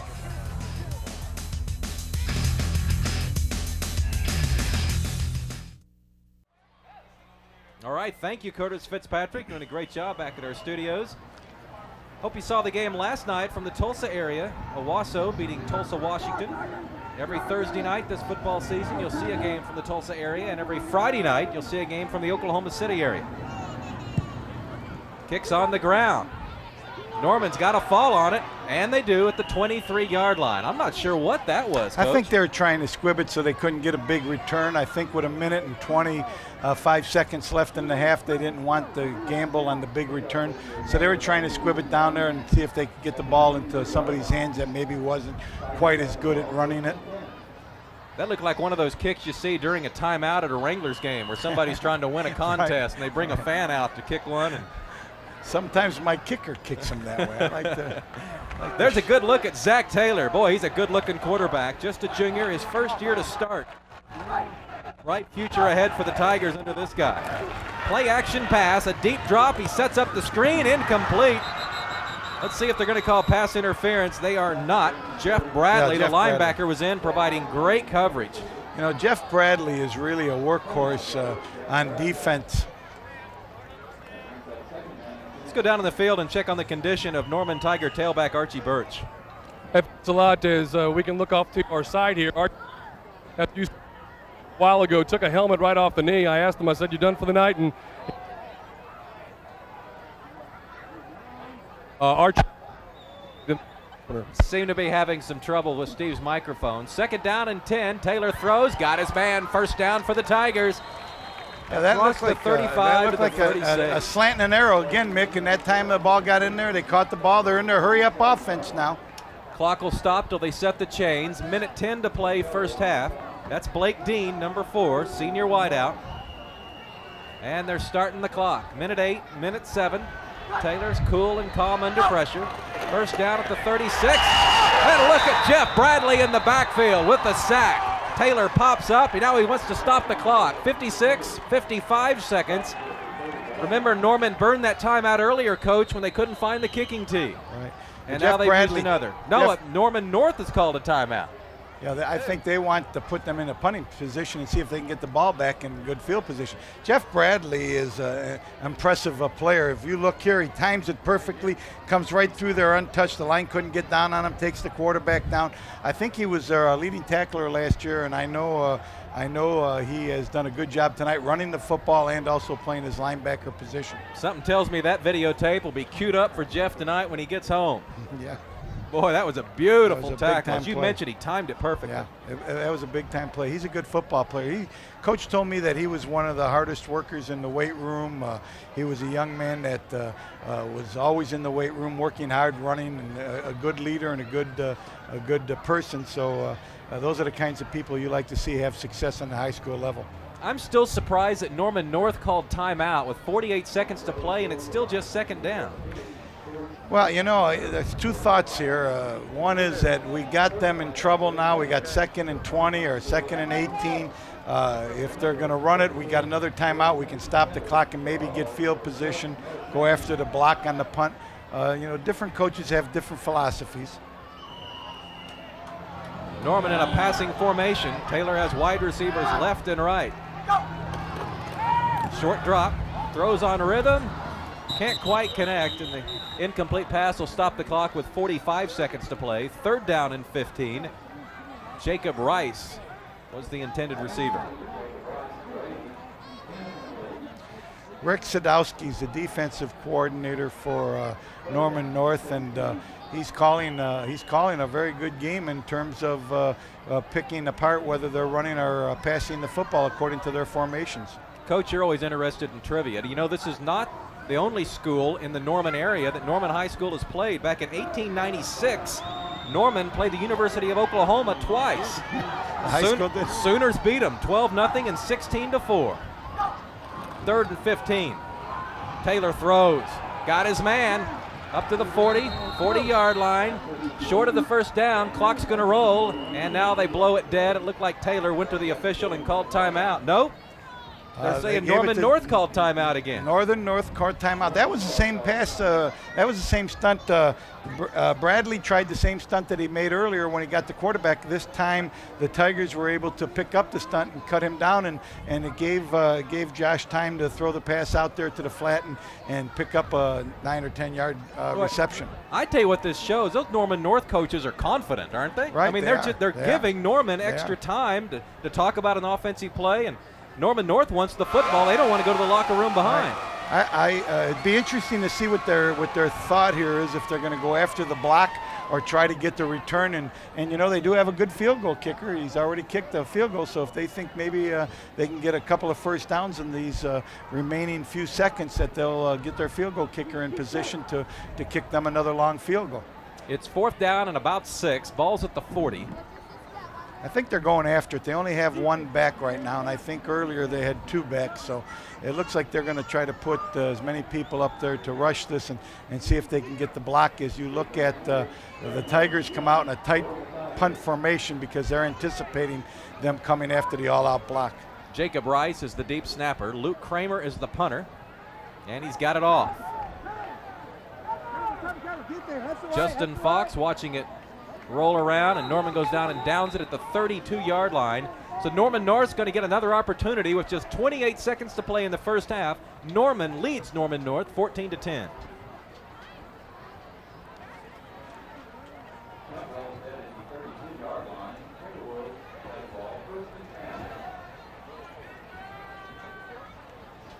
I bet they're selling lots of soft drinks down at the concession stand here. What do you bet? We're guzzling our fair share of liquids up here. 1st down and 10. Ball's at the 32-yard line. The quarterback is Josh Cossey. Looking left, takes a hit, throws it deep, incomplete. Good rush that time by the Norman Tigers. 24 seconds to play now, 2nd and long. Yeah, the Tigers, Norman Tigers are playing a semi-tough prevent defense where the linebackers are playing way off. They're daring them to run the football and trying to stop the underneath slants and outs with the linebackers, and yet get their defensive safeties to be able to cover anything going deep. 2 wide receivers left, 2 wide receivers right. Cossey out of the shotgun again, throws the slant to Von Holt across the 40, close to a 1st down. Let's see if the officials are going to stop the clock, and they do. They'll have to move the chains. 16 seconds to play in the 1st half. Of course, Norman North never huddles up, so they're in kind of an advantage here. They're used to this. It takes about 8 seconds for the officials to move the chain after a 1st down. That's what we figure on, 8 seconds. So you got 8 seconds to get your team up in the line of scrimmage and call the play. Cossey fakes to the left, now goes deep across the middle to Von Holt, and it's picked off by the Norman Tigers. Penalty marker coming in late. Yeah, Cossey went back that time, and he tried to look the defense off. He was looking to his left, then came back and tried to hit Von Holt running down the middle of the field, but the Norman Tigers defense was up to the task and came up with an interception. We'll see what the penalty is. Yeah, it looks like, is that Callahan, number 20? T.C. Callahan had 2 interceptions last year. We have any idea what this penalty is? They're calling pass interference, but now I don't know which way. Let's see what they're doing. They're changing their decisions now and pointing the other way. First down, automatic first down. Yeah, they're going to call pass interference. We have pass interference on the defense. Back to the previous spot, 15 yards, automatic first down. You know, this would be interesting to look at because, yeah, it is pass interference. The man that intercepted the pass was not the man that had the pass interference. It was the other man coming over and blocking the receiver so he couldn't get the ball so that his teammate could jump up in front and intercept it. Good call by the officials. Looked like Abdul Qadir was the person called for the penalty. Callahan was the person that grabbed the ball. Qadir throws, looking deep. And it looks like this one's intercepted by Norman. This time it's going to count.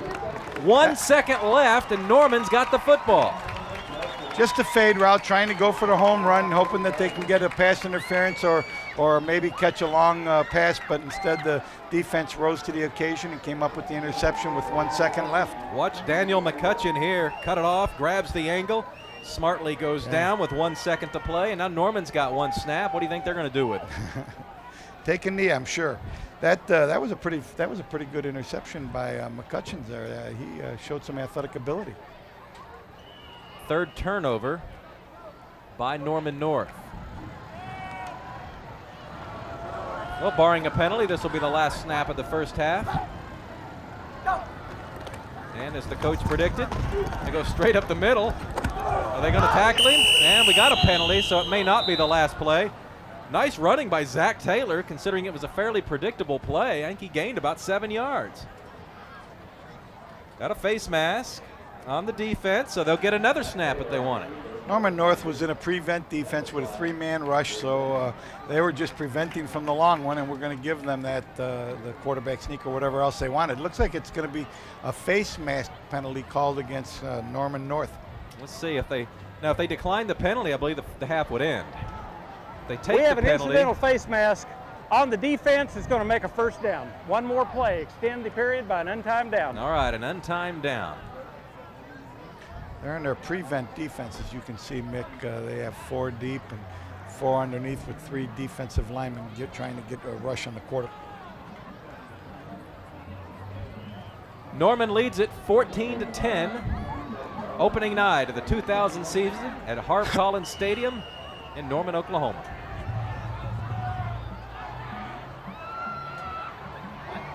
Taylor has 2 wide receivers to the left.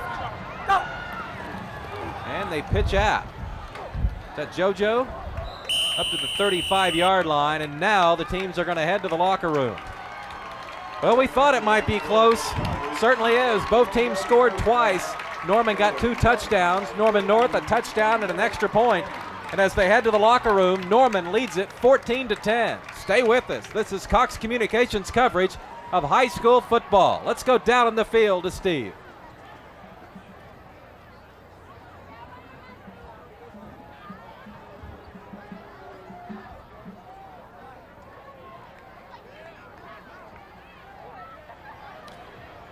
Stay with us, 14-10, Norman.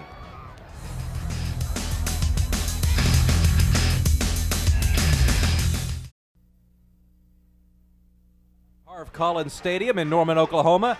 Big rivalry. 14-10, Norman at the break. Now let's listen to the Tiger Marching Band.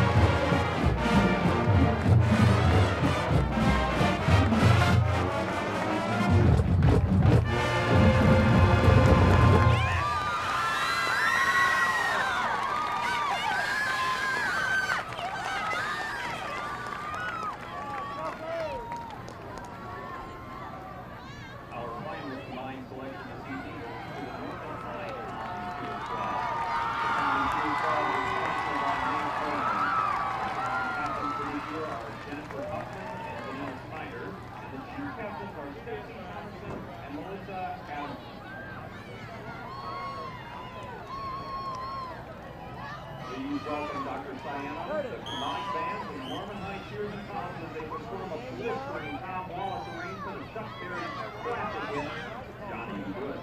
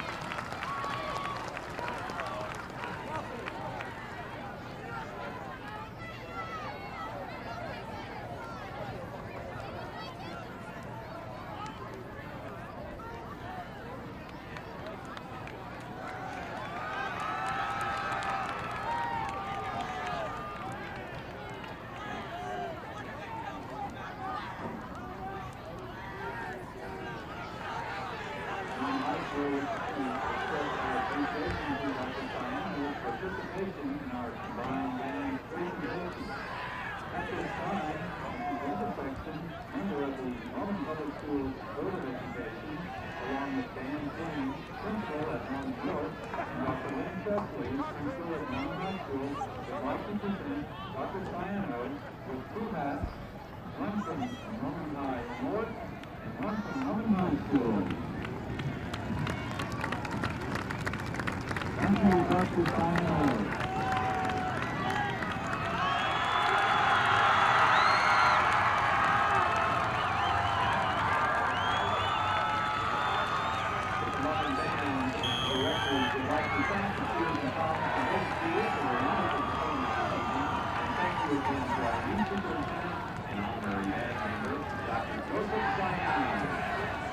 Norman North band led by Holly Jerky and Jimmy Bramble proudly exit the field with the Norman North fight song.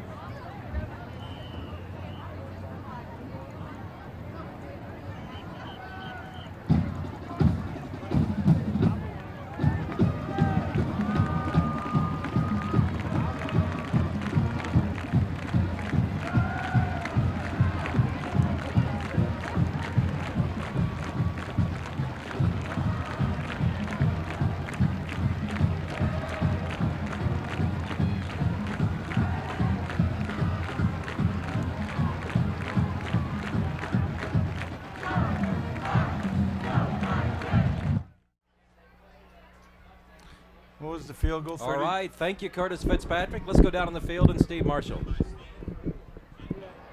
We're down here on the sidelines with the new superintendent of schools, Dr. Joseph Sayano. What a great way to kind of get in with the kids. The superintendent goes out there and wails in the sacks a little bit. Great job. Well, wailing is a matter of opinion, apparently, but yeah, I enjoyed it. It's a thing to do. I've been Your search for a long time, and this is just a great way to kind of get involved with the kinds of activities that happen in Norman, and just glad to be out here. What type of vision do you bring to the school system, you feel? Well, that's an interesting. Norman Public Schools is probably one of the premier school districts in the state, and they have just a great foundation. So what I'm going to do is come in, build on that foundation, and just try and work with the great staff that we have here, great community, and just try and provide these kids with the services that they need to be successful. I'm going to build on what they've got, and we're going to work together to do things that we need to do. Can we expect to see you in the sacks again soon? That's probably a matter of opinion out there. We'll wait for the critics tomorrow, and then we'll make a decision. Great. New superintendent of schools, Dr. Joseph Sayano, with us here on the sidelines. Now back up to the booth. All right, tell him 2 thumbs up from Mick Cornett and Bob Cortez. Nice job. Mick, I'll tell you, I'm impressed with both teams this evening. First game of the season. You look at the hitting that's going on out there. There have been a couple of mistakes with turnovers, but other than that, these teams are playing good, hard, tough-nosed football. Hey, Bob Stoops and the Oklahoma Sooners will be playing tomorrow night at home, and you can see the game right here on Cox Communications. Oklahoma taking on Texas El Paso, 6:30 p.m. kickoff. Here's what you need to do. If you're in Oklahoma City, call 600-8282. If you're in the Tulsa area, call 665-0200. The game's a sellout. The only way you can see it now is to watch it right here on Cox Communications. We'll be right back. 14-10, Norman leads Norman North at the break.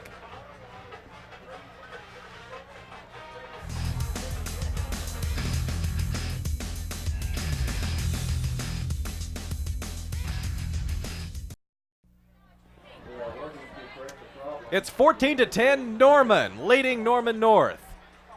The scoreboard has gone out, and we've just been informed that they may hold up the third quarter slightly while they try to check and figure out what the electrical problem is on the east side of the field. Norman's out on the field running around. Norman North's players have just started to come out of the locker room. They've got 2 or 3 players out there. Let's take a look at some highlights of the first half, and it started early. Josh Cossey going to Eric Von Holt. And, Coach, this big guy can run.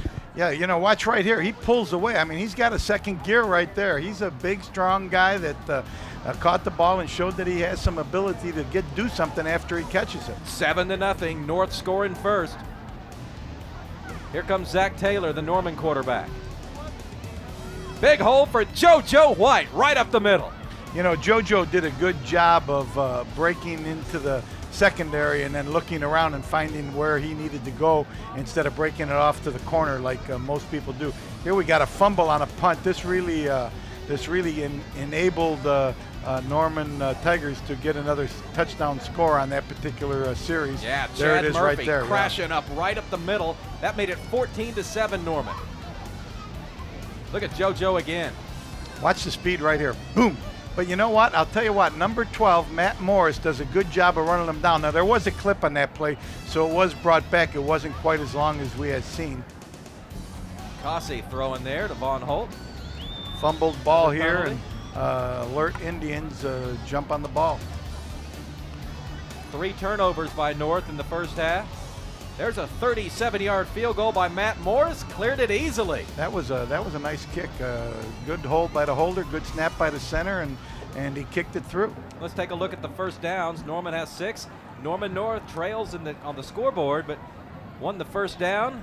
Rushing yardage pretty much even. And those are big passing numbers for high school football at halftime. Yeah, they are. I think Josh is going to be one of the premier high school quarterbacks in the state with this type of offense and the poise that he's showing behind the center. They've played shotgun all but one play, and that was a quarterback sneak play. I think the thing that's hurting Norman North was that they had some turnovers. I think they had 3 turnovers in that particular half, and because of that, they weren't able to score enough points to keep up with the Norman Tigers.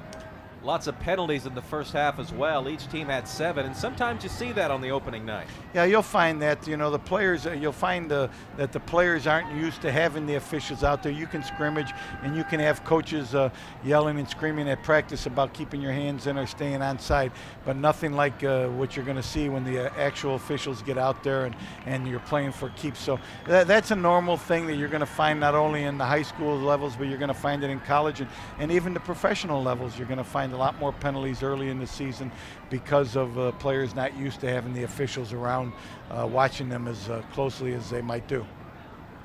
Week 2 of the high school football season. It starts Thursday night right here on Cox Communications. Tulsa Union against Broken Arrow. Don King, J.V. Haney, Jack Buns calling the game up there. Let's go down on the field. Steve Marshall is with Paul Potter. Steve? Thanks, Coach. Paul Potter with us. 14-10 halftime score. 1 or 2 plays, things could be a little bit different. I think turnovers is a big part of it, obviously, first half. I told the kids at halftime, we've got to protect the football. I did sense a little bit that I think we're in better shape than they are. I think it showed late in the second quarter, and I feel very confident that I think we're going to be able to move the ball, but we've got to protect the ball, and I think that's the difference in the ball game right now. All right. Good luck second half. Thanks, Steve. Thank you. Thank you, Steve. Thank you, Coach Potter. 14-10, Coach, and this has really been a pretty even game. Each team scored twice. Only difference was Norman made 2 of theirs touchdowns, and this is a ball game that easily can go either way here in the second half. Right, I think the ball game's up for grabs. I think if you look at the statistics, Norman North has outgained and done things better offensively than Norman Tigers have, but they also have had more turnovers, and consequently it's equaled off the statistics, and we got ourselves a close ball game, and it'd be interesting to see what happens the second half. Coach Potter made the comment that he thought his players were in a little better shape, and that if that is true, then you'll see them play a little harder maybe in the fourth quarter when the conditioning will really start taking effect. Here's what Norman's got the rest of the year. Starting next week, they go at Westmore, then play Midwest City, at Edmond Santa Fe, and then take on the Putnam City directional schools, West and North. They'll take on Lawton Ike, travel to Del City, and in the regular season, playing UConn right here at Harf Collins Field.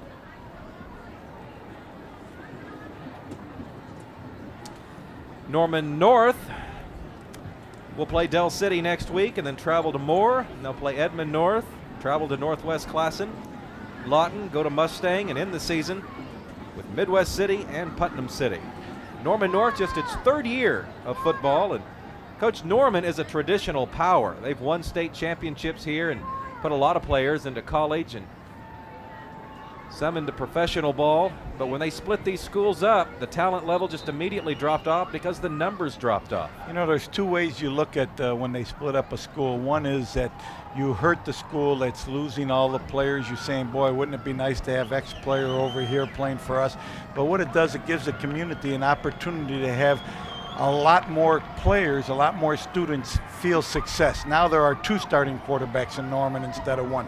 There are 2 defensive specialists, safeties and cornerbacks playing instead of just having 1 or 2. So when the schools get so big, it's good that you do split them up and you give other students and other athletes an opportunity to show their wares as well. I talked about the great athletes that will come out of Norman High School. This is also, you may not know this, Coach, this is the cradle of sportscasters. Listen to this list.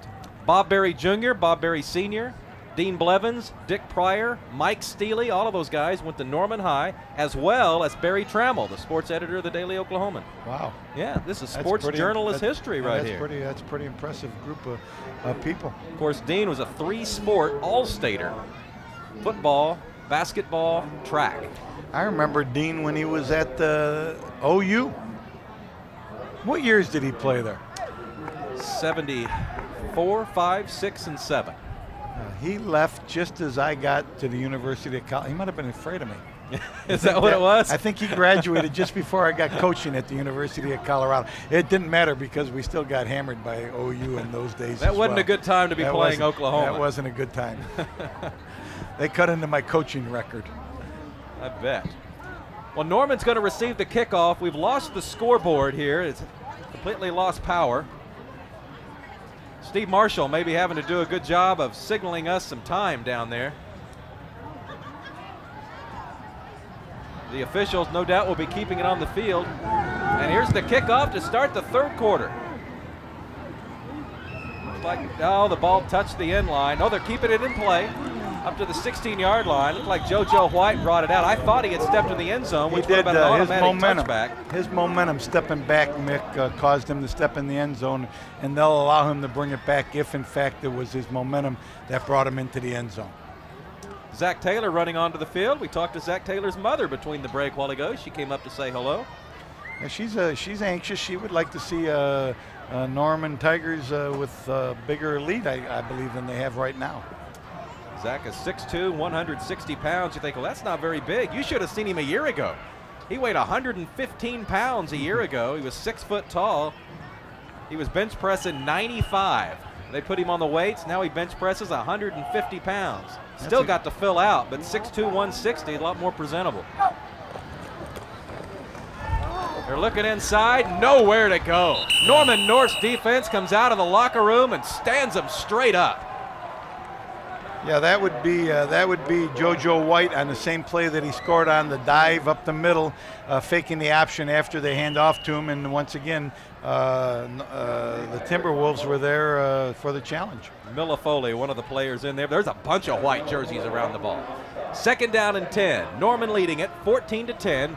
We've just started the second half. White. Go. Fake the pitch. Oh, Taylor's in trouble in the backfield. That play did not work. Van Holt came storming in there and sacked him. Third down and long. They were faking a quick pitch one way and then going to hand a counter play back off the other way, and Van Holt came through there and almost took the handoff. Well, he's an unblocked player. Yeah, he's unblocked and almost took the handoff. I think Zach did an excellent job of not getting the ball put on the ground. Well, JoJo White had an idea of blocking him and thought better of it. He's 8 inches shorter than Van Holt. Yep. Third down and 13. They pitch it wide. It's JoJo circling left. Cuts inside. Hard running. Look at JoJo go. Wow. First down for Norman. Wow. Oh, wow. That's a big play. I hope we have that on a replay, because JoJo took the pitch, went to his left, got hit about 5 or 6 yards downfield, kept his feet going, spun away, and wound up making himself a 10-yard gain. Watch here. It's not JoJo. Boom. It's Chad Murphy. My mistake. Excuse me. Look at Murphy. Oh, you know the Murphy family's throwing stuff at the TV right now. Yeah, let's. We got another look at this. This was a big-time high school run here by Murphy. Great effort, great determination. Oh, he had nowhere to go and got 11 yards and a first down. First and 10, Norman at its own 30, opening drive of the third quarter. They lead it 14-10. That time they threw it to JoJo, but it looked like the ball may have been tipped at the line of scrimmage. Van Holt's big, tall hands got up there and may have gotten a finger on it. That was a little quick game. They wanted to run a little quick out to the outside receiver, and Van Holt, who's 6'5", 6'6", just got his hands up in the air and played a little volleyball and knocked it down. You better throw the other way if Van Holt's over there. Yeah, he's a big guy to throw over, I'll guarantee you that. Second down and 10. Ball just outside the 30 at the 31-yard line. JoJo White is split wide to the right. They're looking his way. Slant route. They've got JoJo across the 40. And it's another first down for the Tigers if they get the mark, and it looks like they do.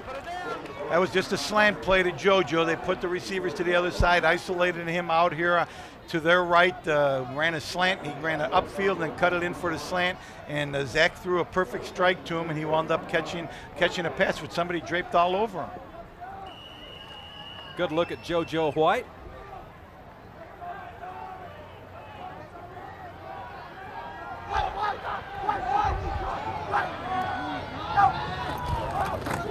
Oh, nowhere to go that time.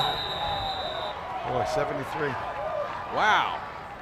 Michael Jansing in the Tiger backfield. Yeah, Michael's a 6 foot, 240-pound lineman, and he got great penetration there and hit the fullback before he could even get out of his stance. Right now in the second half, we're watching the Norman North Timberwolves. Mick, are doing a little bit more jumping around on the line of scrimmage. They're changing their defenses after the Tigers get set, and I think it's confusing them a little bit, and they're getting some penetration because of that. Second down and 12. Taylor wants to throw. He's got his man. First down and more. That ball was caught by Richard Jackson, number 2 senior receiver. Once again, it was play action one way, quarterback booted the other way. The wide receiver came across the formation, and Zach found him perfectly in the middle of the field and hit him with a perfect strike. Big play. Yeah, Jackson, one of the better players on the Norman basketball team that went to the state finals. He's got good speed. Yeah, he's got a little speed too right here. He may play football on Saturdays if he doesn't want to play basketball. He's a nice player. You know, once again, you look at Matt Morris running him down from behind. Matt must have some speed. First and 10 at the 18. Play action pass. Taylor throwing, got his man. First down on the far side of the field. They're inside the 5-yard line. Brandon Dominic, 5'9" senior, hauling it in. Well, what Zach did again, once again, he faked the ball going one way, came back with a bootleg the other way, got out on the perimeter and found the receiver wide open down the field and put the perfect strike into the receiver. There you see Taylor rolling out, throwing on the run. Boy, that's a good-looking pass right there. You know what? I think Taylor's a little better when he is out on the perimeter. I think. All right, Steve, thanks. First and goal. Throwing on first down into the end zone, and it's incomplete. Nice play by the defensive back there. They had number 22 was in on the play. That's Ryan O'Kelly. They ran the slant play, and Ryan got his hand in there before the receiver could get the ball into his belly. The scoreboard has gone out at Harv Collins Field. It went out just as the first half ended. That's 2nd and 5, Mick? It is 2nd and goal inside the 5. 2 wide receivers right. That's Jackson and White. White in motion. 8 minutes, we understand, to play in the 3rd quarter. Taylor still got it. Throwing for the end zone. Yeah. Touchdown, Norman. JoJo White. They ran motion there. They put JoJo in motion. They faked the running play to where JoJo came from. Snuck JoJo out into the flat where the linebackers lost him, looking at the running play. Wide open in the corner of the end zone. Throw the ball into him. A touchdown. Nice executed play. Good design. Good play call right down there on the goal line. There's William Kenny on to try the extra point. By the way, take a good look at that holder, Oklahoma football fans. Blocked. That's Zach Taylor. Extra points blocked. Ryan O'Kelly, who came through there and blocked that extra point. Norman 20, Norman North 10. 3rd quarter action on Cox Communications continues right after this timeout.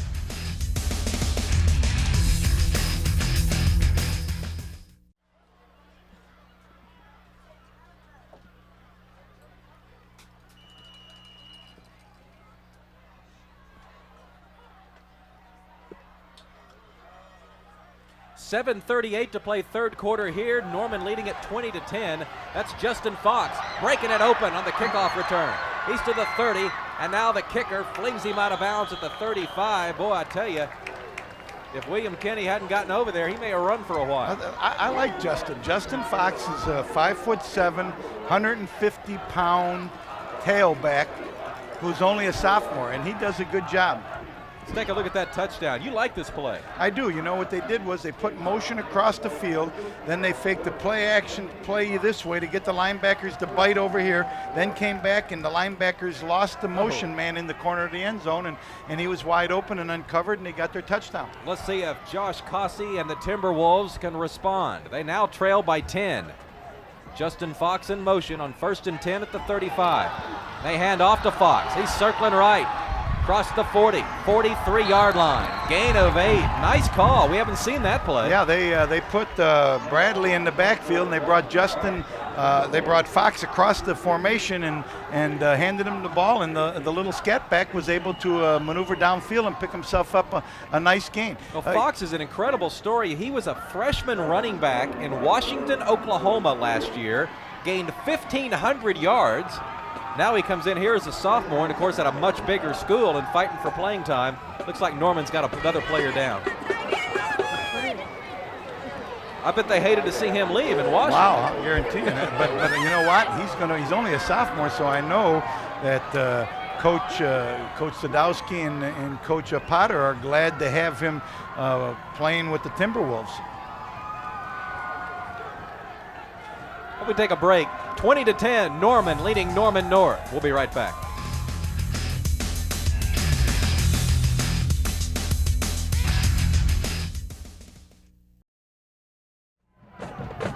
Second down and short. Jacob Hill going in motion, and penalty markers come up. Did they take too much time? I'm not sure what that penalty was, but the quarterback was up under the center for the second time this evening, so you would suspect them that it would be a running play. Illegal procedure called against the Timberwolves. It looks like right now every time that we have a dead ball. False start on the white team. It's still second down. Every time Cossey's under the center, it looks like they want to run the ball. Now he'll be back in the shotgun because they do have second and about 6 yards. You know, we haven't got a whole lot of credit from the deep snapper, but that center, you know, got to make that snap back. It's not easy. After this play, we'll go down to Steve Marshall. Right now, it's second down and 7. Cossey pumps, now throws. Bobbling catch is made by Justin Fox, but he's going to be ripped down for a loss. Steve, what have you got for us? Check out in the background here, you can see Grady Davis, really the first one to succumb to the cramp so far this evening. Offensively, defensively, he banged up his knee last week in the scrimmage, and they thought they'd only use him defensively tonight. Right now you can see they're not using him at all. He's cramped up pretty good. All right, Steve, thanks. Midway through the third quarter, Norman leads Norman North 20-10. Norman North scored a touchdown on its opening possession tonight.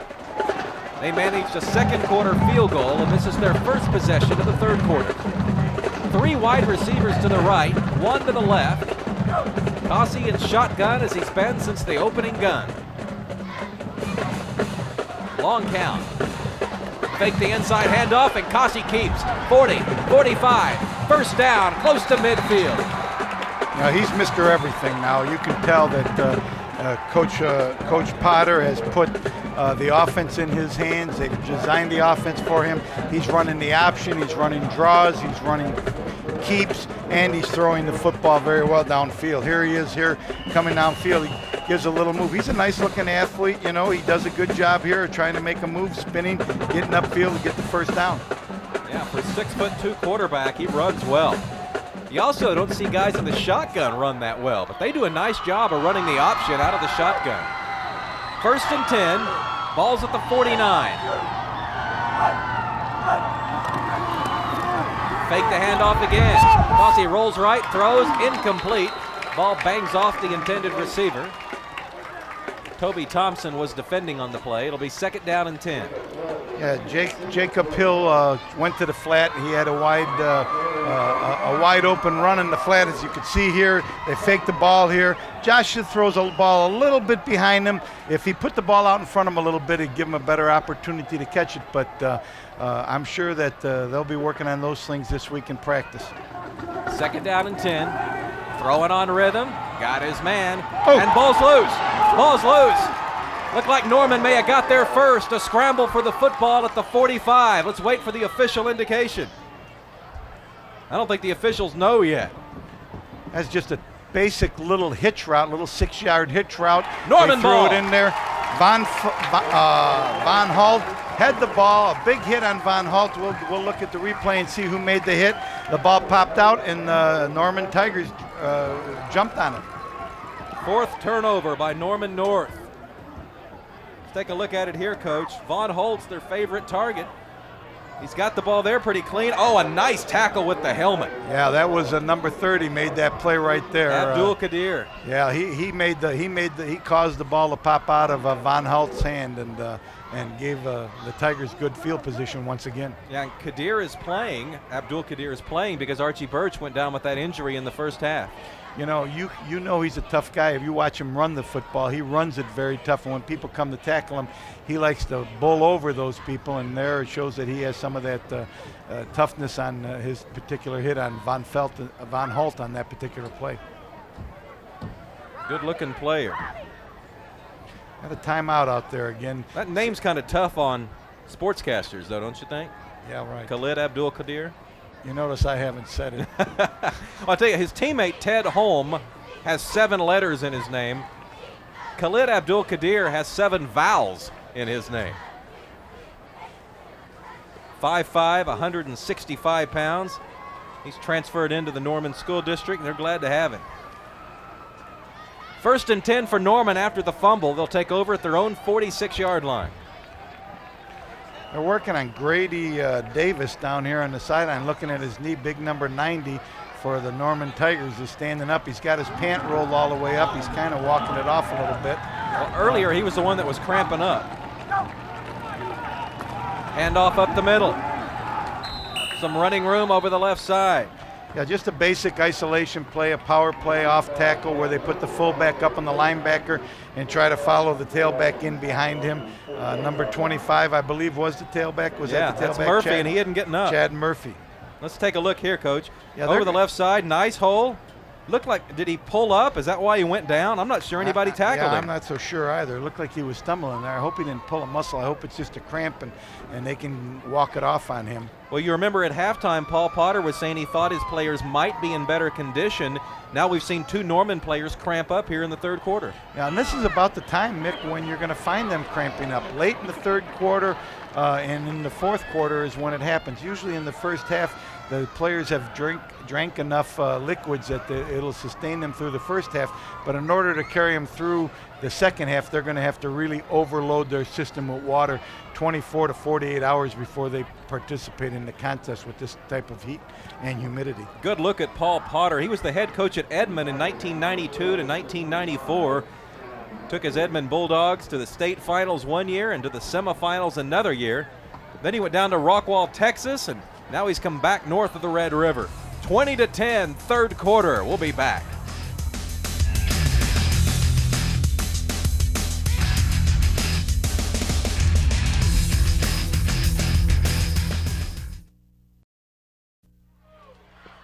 Second down and 4. Norman running the ball, gets a couple of yards. Just over 5 minutes to play in the 3rd quarter.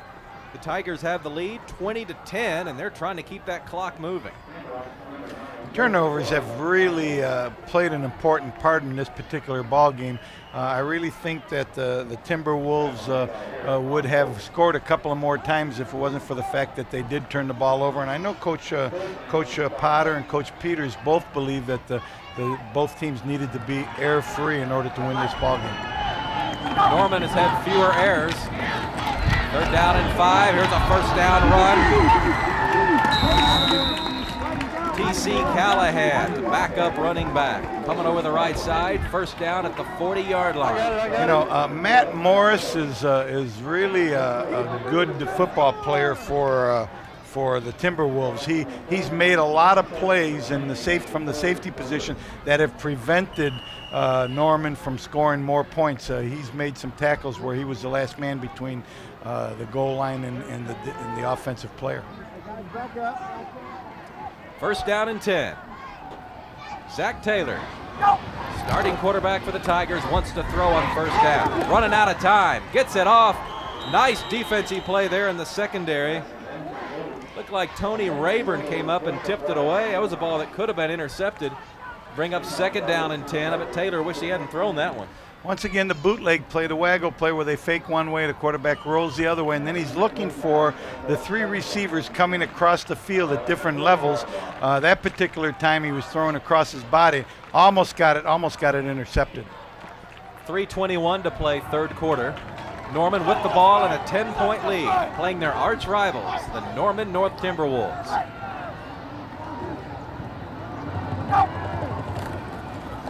Taylor drops back to throw. Flushed out of the pocket. Penalty marker down as he lets it go. Pass is not caught. Let's check out the penalty, which is in the Tiger backfield. Sometimes you see holding back there, Coach. Well, we got a blocking block below the waist. waist. That's right. That's a high school call that I'm not familiar with in the recent years. That you cannot block the defender below the waist at any time from the backfield, and that's what they called there. Kind of a chop block type of thing in the backfield. That's not a penalty that we're used to in college or in professional football. Penalty marker is still down on the field. Norman North apparently having some trouble deciding what they want to do. Below the waist. 20. We have blocking below the waist in the backfield on the orange team.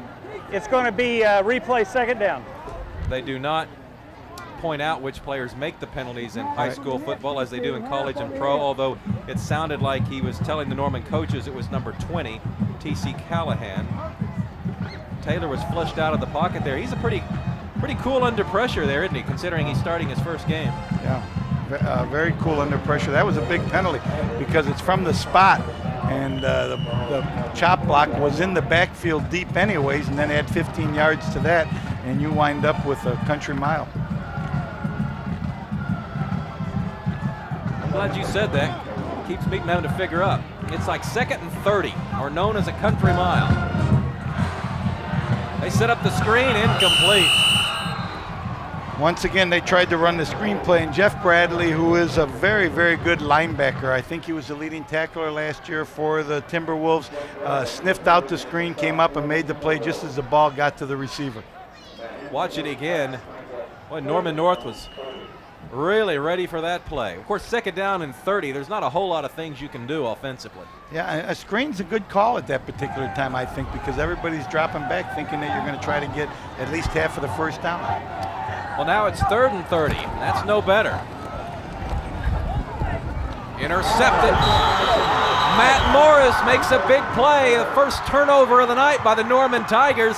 They're going crazy on the far side of the field as the Timberwolves. They got a little momentum. 1st and 10 at the 45. Matt Morris is a 6-foot, 190-pound safety who has made a lot of plays this evening, Mick, and he's also their backup quarterback, and I think a real fine athlete. Number 21 is limping off the field. Jeff Saunders is limping off. Looked like he's getting a little bit of the cramps going over to the bench, worrying about his calves tightening up on him. Great opportunity here for the Timberwolves now to get some points on the scoreboard. They trail by 10, late 3rd quarter. The quarterback is Jeff Cossey. Throwing on rhythm, passes complete at midfield. It'll be 2nd down and 5. Nice diving catch there by Jacob Hill, the H-back. Once again, just a little hitch play into the boundary. Cossey goes back and throws the ball on time, puts it right in there. It's just like a running play. They pick up 5 yards on that particular play. 2:56 to play, 3rd quarter. Look at Cossey. He's really a general out there, telling everybody what to do. Now he throws, got his man. Looks like he's close to a first down. Same play the other way. It's a 5-yard hitch pattern. Cossey gets the ball, looks upfield, then throws it into a man who's running a quick hitch route at 5 yards.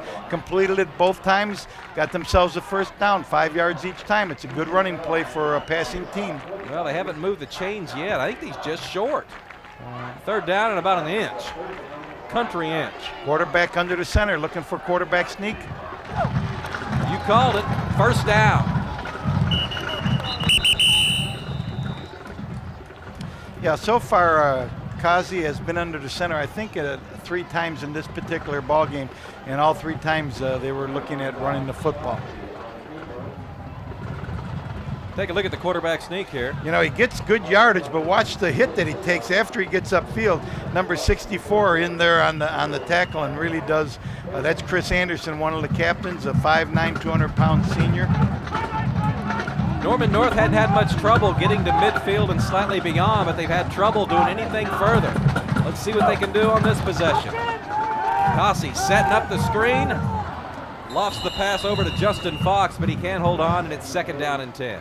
A good idea. They're trying to cover Fox with number 64, Chris Anderson. I think that's a mismatch. Fox is a little quick guy, and if he could catch that swing pass, probably would have some good yardage, but wasn't able to adjust to the football as well as he would have liked to. Norman leads it 20-10, just under 2 minutes to play in the 3rd quarter.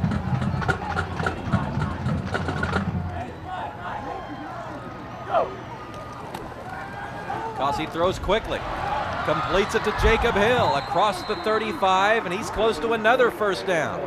Once again, they ran that little hitch route, 5-yard hitch. The receiver runs downfield, stops at 5 yards. Cossey times it up and throws a strike in there. Receiver this particular time made a little move and got himself another 4 or 5 yards upfield. I know this is something that Coach Anthony, the defensive coordinator for the Norman Tigers, is going to have to adjust to, because they've run this play now 3 out of the last 5 times. 3rd and short. Coach, he's not in shotgun this time. Looks like they're going to run again. Quarterback sneak. I think he got it. He only needed about 1.5 feet. The offensive line does a good job. Every time he's under the center, that line seems to fire out and get a little penetration, get a little movement on the defensive lineman. And Cossey is a big enough and strong enough athlete that he finds the seam, falls forward, and he's got himself another first down, 1st and 10. Pretty good night, 15 of 26 for 150 yards. Final minute of the 3rd quarter. North trails by 10. They've got the ball inside the 35. Flush from the pocket, sets, throws, got a man. Pass interference is going to be called inside the 5. The intended receiver was Matt Morris. Mick, I want you to look, if we have a replay on this, I want you to look at the sophomore Justin Fox.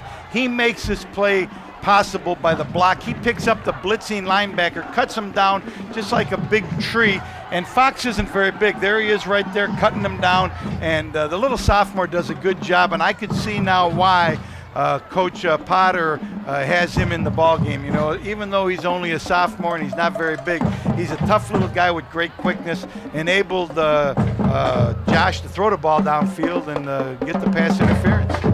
Abdul Kadir whistled for pass interference. I'm not sure that's called on a Sunday. I mean, that was a pretty aggressive move, but he hit him with his back, and usually if you turn around and hit a guy with your back, they usually give you the position call.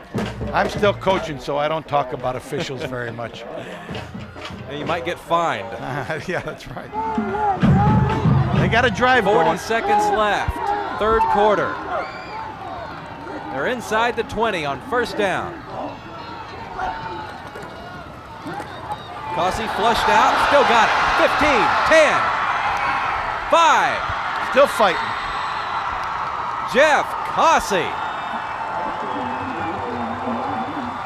Once again, Cossey fakes the handoff to Justin Fox. Fox blocks the backside defender, and then Josh just rambles downfield, tries to put a little move, spinning and bumbling and grumbling and getting downfield and making yardage. There he is right there, just scraping and scrapping, trying to get the ball into the end zone. Tough to tackle in the open field. Big back in the backfield now, number 2. Bradley's in the backfield. 1st and goal, ball's on the 2. Cossey is under center. And the whistles come out. Yeah, they were going to hand the ball off to Bradley. Now they took Fox and I don't know if they took him out of the game. Let me see if he's in the game or not. But they put the big senior in at the tailback spot. Now they're inside the 5-yard line. They're going to want to try to hammer it a little bit. Looked like the 3rd quarter ended, and we were a little confused because the clock has gone dead, and we do not have a visual image of the scoreboard, although we are getting updates on time. We got 12 minutes to play at Harv Collins Field in Norman. The Timberwolves are knocking on the door. We'll be right back.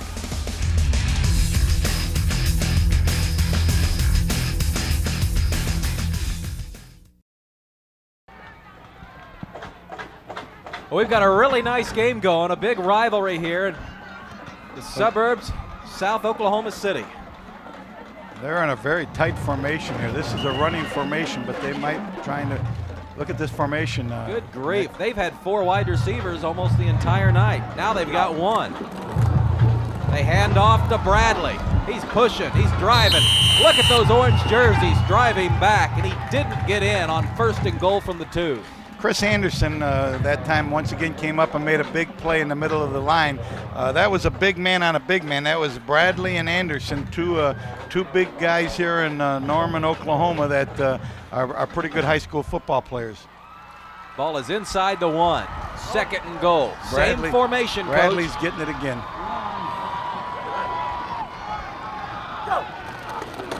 Quarterback Cossey sneak. keeps. He's in. Touchdown. That was pretty neat there. I'll tell you what Jeff Cossey did there. They lined up in the same formation. This time he turned around and talked to Bradley like he was telling him something and ran the quarterback sneak. I thought because he was talking to Bradley, he was either correcting the protection or maybe telling him where to go for the particular run. Pretty nifty on his part. We got a ball game, Mick. You bet we do. I wish we could see the scoreboard. Well, I can tell you what it would say. What would it say? 20-16 with the extra point pending.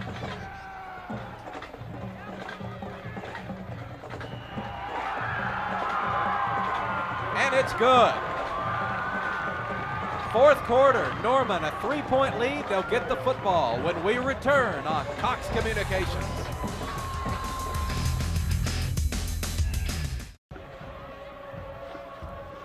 We're back live at Harv Collins Field in Norman. The Tigers lead the Timberwolves 20-17. Bragging rights on the line here in the fourth quarter. Norman's about to get the football. Looks like JoJo White is the lone back to return the kick. Yeah, it's JoJo. He moves back to the 5-yard line.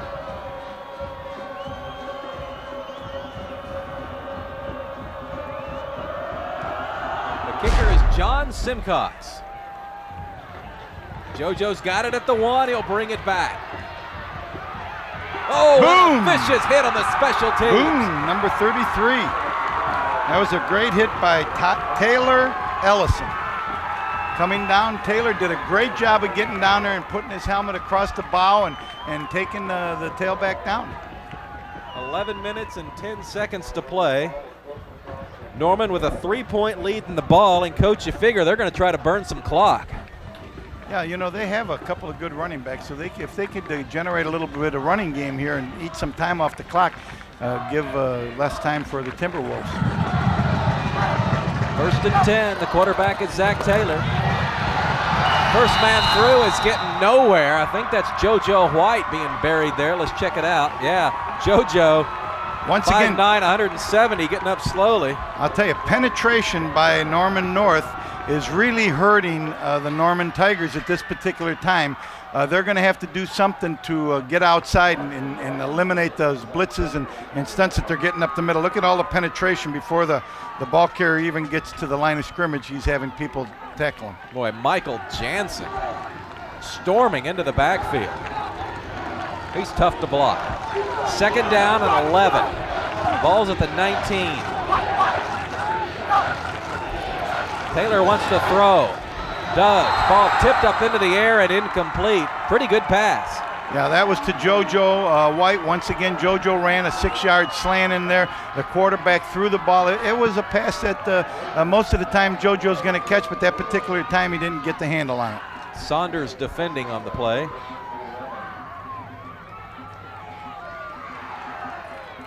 Third down and 11. Well, you can feel the momentum shifting over to Norman North, and if they can make Norman punt on this possession, the student side of the Norman North field is going to go crazy. Taylor has 2 wide receivers to the left. He's sprinting out this way. Sets and throws. Got his man. First down strike. Oh, what a pass by Taylor as he finds Jacob Rice. Right, once again, he did the play action pass. He faked the counter going one way, came back the other way, and he found, what was the number of that? Rice. Anyways, he found the receiver coming across the middle. I'm having a hard time, Mick, looking at the numbers in the evening, but that was a nice executed play. Got him out off the hook. Yeah, I mean, the viewers don't want to hear our problems, but it's easier to see the numbers on the TV screen than it is in person. Right. Norman's black numbers on orange are a little bit difficult to see. 84 play.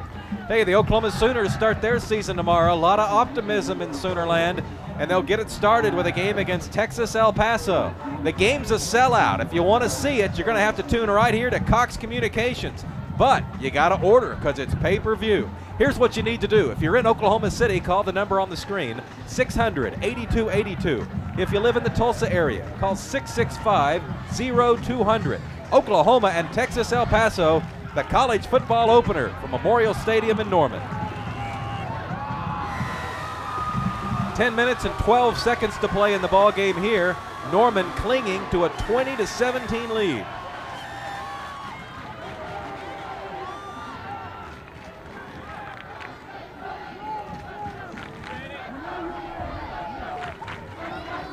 One of the coaches for Norman North played a little bit for us this year. Anthony Fogel was a great player for Oklahoma, and then played about 5 or 6 ball games for the arena team this year.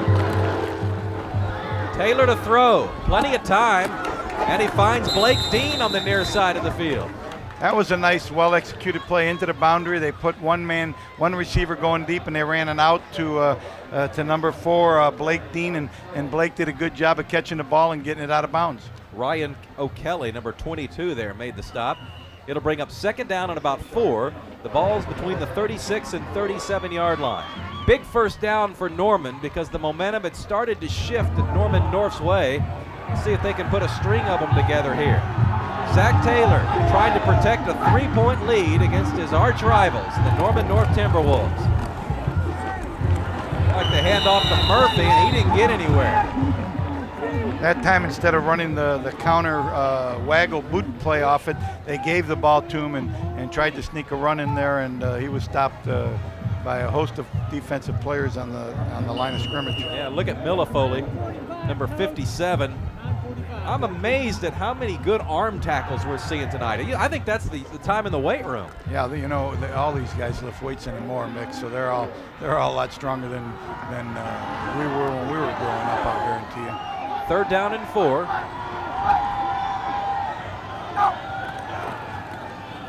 Taylor still got it. Throws.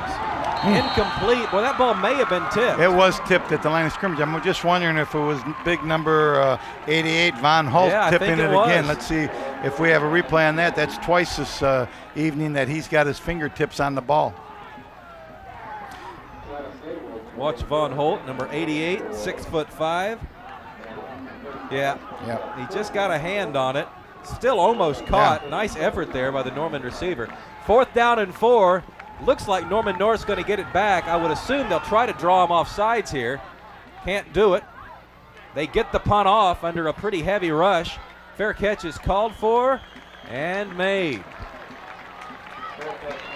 Ryan O'Kelly calling for the fair catch at the 35-yard line. Fourth quarter, your arch rival, and you're down by 3. Let's go down on the field and talk to Steve Marshall. We talked to Coach Potter right before at the end of the half, and he was talking about how he felt like his group was in a little bit better physical condition. He thought that was evidence there towards the end of the first half. We've seen some of the Norman players go out with cramps, maybe something that says something about the physical condition of the Timberwolves right now. They seem to have gained momentum in this contest. Good point. Ball's at the 35. There's Norman North coach Paul Potter. He's got this no-huddle offense working pretty well tonight. Josh Cossey is his quarterback. And they make the inside handoff to Bradley. Over the left side. Didn't get much if he got anything, and it's going to bring up second down and about 9.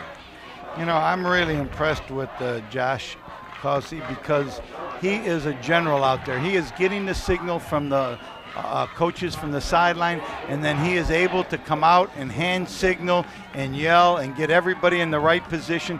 He's like a general out there getting everything organized. Look at him telling what to do, pointing to people, giving them hand signals. 4 wide receivers on second and 9. Cossey throws on a rhythm, delivers. Short gain of about 3. Looks like Matt Morris is the receiver. Toby Thompson made the tackle. Just a little quick out route that they like to run out of the one-back formation where the one receiver is going deep and the inside receiver is doing a little 4 or 5 yard out. It's a running play for them, Mick. This is how they get their second and short and those types of situation plays off without throwing the ball deep every time. Third down and 6. 8:15 to play in the ball game. Norman North has the ball. They trail by 3. Norman showing blitz. Now the linebackers back up. Play action pass. Cossey looking deep. And he's got Justin Fox. Fox is still on his feet. He's got to score. They're going crazy at Norman North. They've taken the lead. Play action pass, bootleg to the right.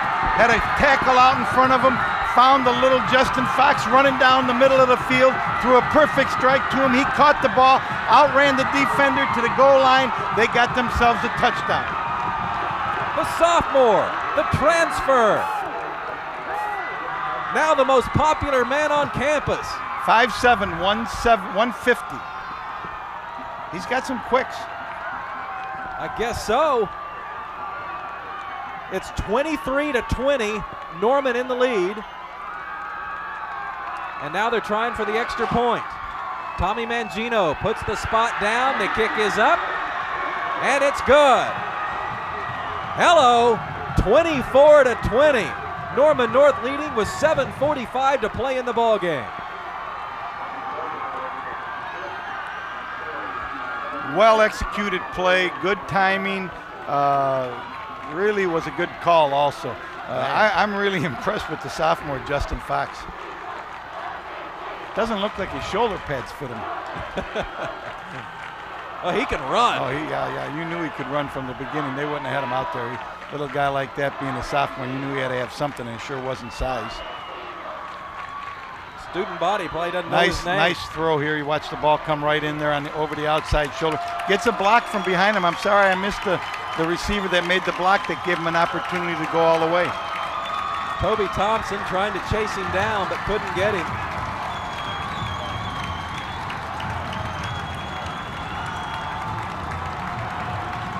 Cossey has thrown a touchdown pass and run for a touchdown here in the fourth quarter. And he's got Norman North in the lead for the first time since the first quarter. 7 minutes to play. Now it goes back to Zach Taylor. Zach has the opportunity now to be the hero. You see if he can generate some offense.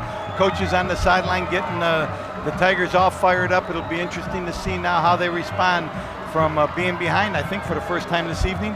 Well, it was 7-0, no early. Oh, that's right, took the lead. I'm sorry, I forgot about that. Norman came right back on its first possession, though, and tied it up. Here's the kickoff. JoJo's backing up, and they'll blow it dead because he's in the end zone. Norman will start at the 20.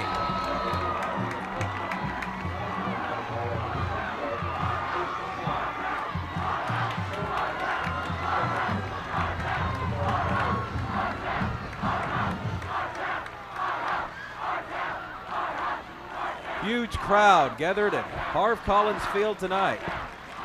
Not many people have left yet either. Despite the heat and the humidity, they're all sitting in their Look at that support. That's great for high school football. High school football at its best. Zach Taylor now trying to bring his team back from behind. Puts Dominique in motion. Pitches it wide. That's Murphy. Murphy crosses the 20 up to the 23-yard line. Ken Clinton was one of the defenders there that made the play. He's a 6 foot, 295-pound senior. He stood his ground, warded off the blocker, and came up with the tackle. Search and destroy, and that's what he did. Murphy's a good running back. Number Norman 22 North was chasing in the there ball pretty also. well, yeah. They got a player down. Looks like it may be a cramp for Norman North. Let's go back to the studio. Curtis Fitzpatrick.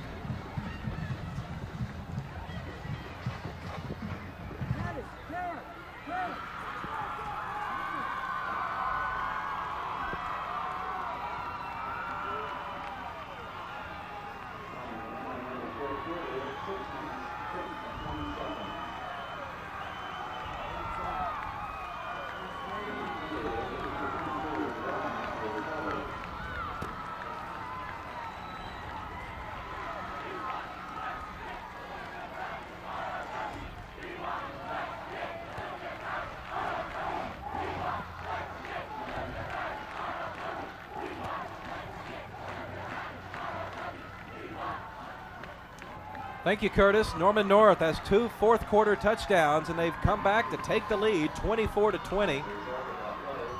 About 6 minutes to play in the ball game. I say about because the scoreboard has gone out, and we are getting periodic notices of the score. It's 2nd down and 6. The ball's at the 24-yard line. Taylor wants to throw. Does. Got a man near the first down marker. Complete. It's going to be a first down. I think he threw that slant in there to number 9, JoJo White. That time JoJo hung onto the ball, got it upfield, got a first down off it. That was a good throw by Zach Taylor. He stepped back, looked the receiver off, and threw the strike right in there to JoJo White. You want to hit him on the upfield shoulder when you throw those slants so that they don't have to take on any unnecessary hits when they catch it. 1st and 10 at the 31. And they got JoJo again. This time North's ready for it. Yeah, they threw JoJo out in the flat, and number 33 for North, Taylor Ellison ran him down from behind and caught him from behind and pulled him down to the ground, so it was a very short gain, if any at all. Yeah, he may have gained a foot. 2nd down and about 10. Lots of passing yardage tonight. Both quarterbacks have gone over 200 yards. Coach Stoops might have an effect on Norman football in the city of Norman. 2nd down and 10. Taylor, lots of pressure, gets it off, incomplete. Delivered it pretty well. Blake Dean not able to hold on. Yeah, Blake Dean had the ball. It was a nice executed play. It just Blake didn't get the handle on that particular ball that time. But you could see once again the play action pass coming across the middle. There was always somebody open in the middle of the field, and that time Blake got open but just couldn't hang on to that particular pass. 3rd and 10 at the 31. Big play for Norman. They trail by 4. Less than 5 minutes to play in the game. He's looking left. Now he's throwing the flag. He's got JoJo, and it's a first down in Timberwolf territory. Big play right there. Drop back pass. JoJo ran a corner route from the inside receiver, got the ball thrown over his outside shoulder, caught the ball, and was able to get the reception and take it out of bounds. That was a big-time throw and a big-time catch into the boundary. I tell you what Norman coaches are doing a good job of is getting the ball to JoJo. He's the fullback, but they're not afraid to send him out. Yeah, JoJo's an athlete, as you can see, and you're right. That's who they're trying to get the ball to him. 5:32 to play in the game. 1st and 10 in Timberwolf territory at the 48. Taylor on a short drop, throws the slant. Got his man, Jacob Rice, the tight end, up close to the 40-yard line. It'll be 2nd and short. That was once again a well-executed play. Zach Taylor's warming up right now. I think he feels the heat in terms of the emergency of what's happening. Here's a nice, perfect throw right there, right into the chest of the big tight end. The tight end does a good job of covering it up, and Jacob Rice makes a nice reception. 8 yards on the play. They got 2nd and 1.5. And Matt Morris made a nice stop. 2nd and 2. Play action. Throws. Another strike. First down, Tigers. It's the same play that they've been running up and down the field. Both teams have this play. It's where they're faking the running play one way and then booting out the other way or waggling out the other way and finding the open receiver in the middle of the field, throwing a perfect strike. Zach Taylor hits him once again perfectly on stride, and they're eating up the clock running that play down the field. Watch Jacob Rice here. Makes the catch right in front of our Cox Communication cameras. Good thing he got down. He might have had his head taken Bodies off. are flying around. The game's on the line right now. Both teams understand the emergency that's taking place. They're down by 4. Ball at the 26. He throws. Another strike. Slant. You're right. Zach Taylor is red hot. Yeah, this time he finds Daniel McCutcheon. Zach has waited till the 4th quarter to really. Thank you, Curtis. There's Paul Potter. His team's down by 3. 27-24. What's the time, Mick? Under 4 minutes to play. Well, about 4:05, I believe. Plenty of time for a passing team, and we'll see what they can do right now. There's Josh Cossey. He throws. He's got a man, Matt Morris. No backs in the backfield, so you know they're going to throw the football. They're going to spread the field, and they're going to try to move it down the field with 5 people running routes. Chris Anderson on the stop. Morris there, the guy that caught that pass, he's the backup quarterback. And he's played a great game defensively at the safety position. 2nd down and 6. How much offense does Paul Potter still have, Coach? Well, you know, I'm sure he's got 20 plays that he's put in for this particular game, and the defense can't sit on all of them. Cossey sprinting out, pitching out on the option. Norman's there. Oh, they sniffed out the option play and knocked him back for a loss. Yeah, that was just a down-the-line option that they ran in that particular play, trying to get the ball to their little tailback in the sophomore Justin Fox. But Norman was having none of that. The Tigers were all over Fox before he got the ball. They turned him in, and Doug Wilson came in to clean up. Big number 98. It's 3rd down and 10. Ball's on the 20.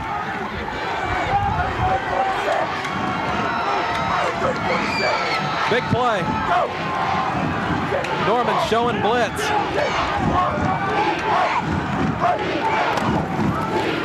Ball's loose. Ball's loose. Ball's loose. Norman's got it. Norman's got it inside the 5-yard line. No penalty flags. And the Tigers may have escaped. That was, once again, a play-action pass, but the sophomore and quarterback kind of bungled each other, bumped into each other. The ball went down on the ground, went back towards the goal line, and then you could see the Norman players right here. The ball was supposed to be faked to the sophomore. Instead, he hit it with his elbow, tried to pick it up instead of falling on it, and the ball went back to Norman right there on the goal line. Doug Wilson, he's the big guy that made the tackle on that last option play. Now he makes a huge fumble recovery. 5th turnover of the night by Norman North, and the most costly. Now Norman's facing 1st and goal inside the 2-yard line. Timeout. 2 minutes and 13 seconds to play. Norman North burns a timeout.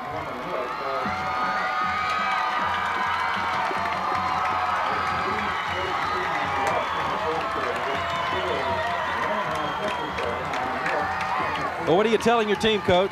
Well, if I'm Norman North, I'm telling them that we got to try to make a stand here. We got to play the run. We got to get penetration. We got to try to disrupt the offensive backfield. And if they throw the ball, then they throw the ball and they win the football game. But we can't allow them to score. We got to be able to get penetration. We got to throw the kitchen sink at them. If I'm on Norman and I'm talking to the players, I'm talking about them secure the ball. Let's get tough. The whole game's on the line. We've been working since May, working out, running, lifting weights. Right now, this is what it's all about, man. Let's fire out. Let's knock them into the end zone, and let's put this game away. 1st and goal inside the 2-yard line. You have to gamble if you're Norman North. You got to go for the run. You got to dare them to throw the football.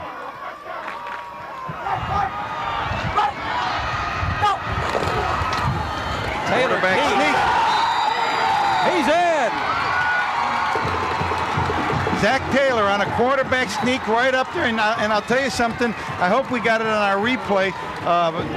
Norman North was in a goal line defense that should have prevented the quarterback sneak. They had 2 guys in the A gaps, and it looked like that would not be a play they were giving up, but some reason, somehow, the Norman Tigers fired off the line of scrimmage and pushed them back into the end zone. Kenny is on to add the extra point. Taylor scored the touchdown. Now he'll hold. Snaps down in good shape.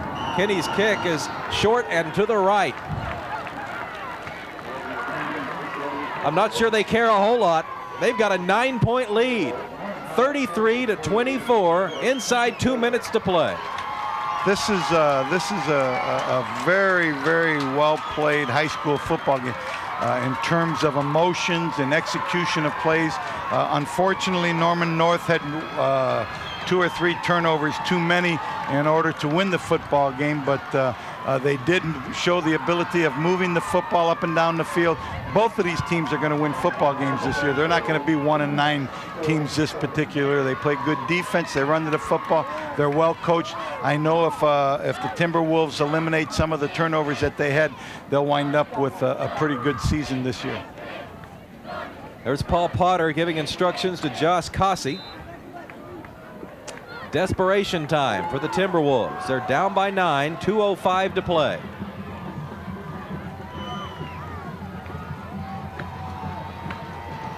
Really well, they need a big play from the special teams. Yeah, right. You really hate to see either one of these teams lose the ball game because both teams played well for most of the ball game.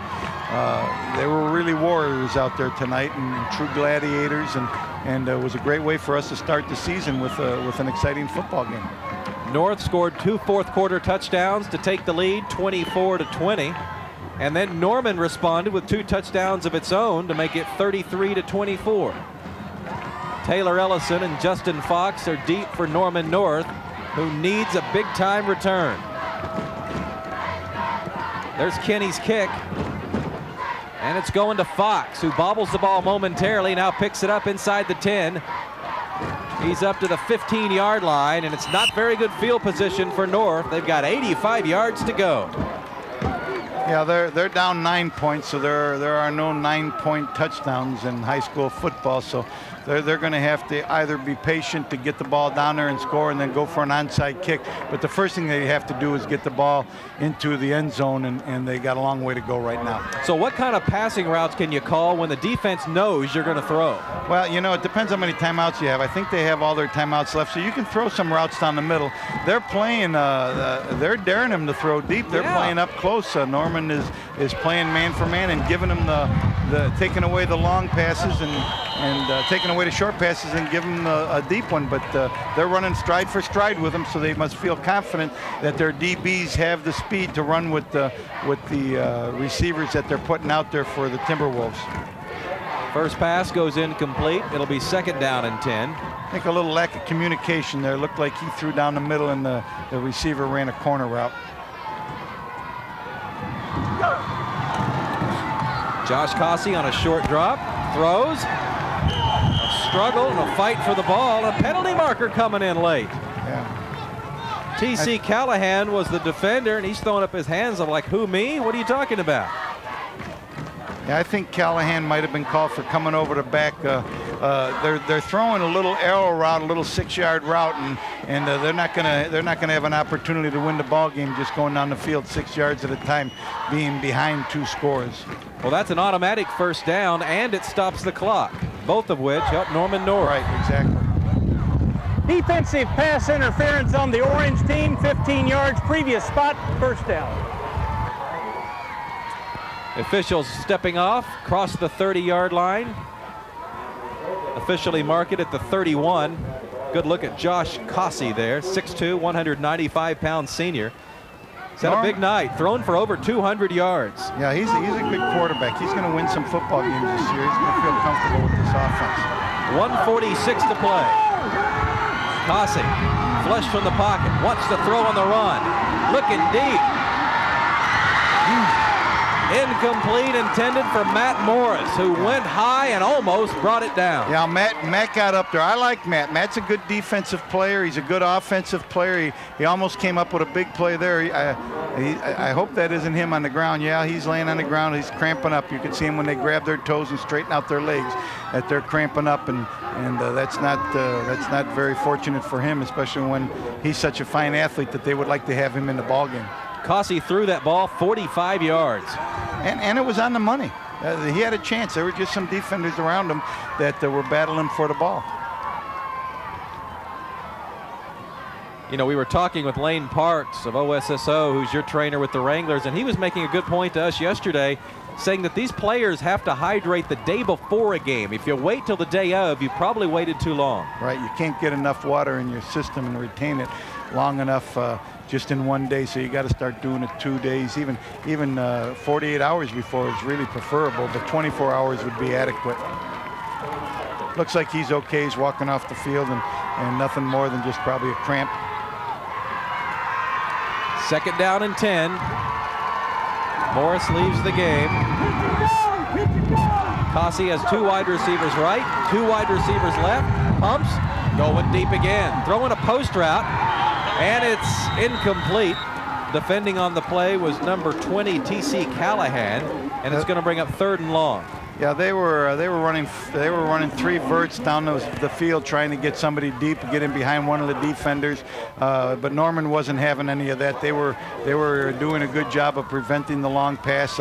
They threw the ball to number 88, Von Hout hoping that he could go up and out rebound somebody for the pass, using his tall body to get the reception.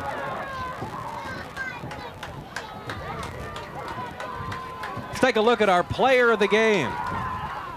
Sponsored by Gelco. And you know who it's got to be. Norman.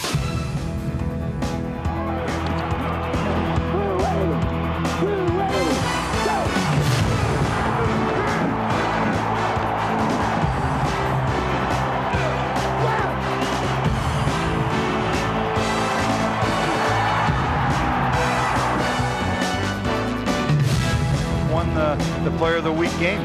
The Gelco workman of the game, JoJo White, here scoring his 3rd touchdown, and this is the one that gave Norman High the lead. They've not relinquished. It made the score 27-24.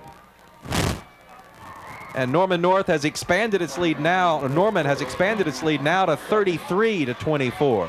So thanks to Gelco and congratulations to JoJo White on being the workman of the game. 1st and 10 at the 30. Desperation time for Norman North. Cossey flinging it long. Flag route downfield and caught by Justin Fox.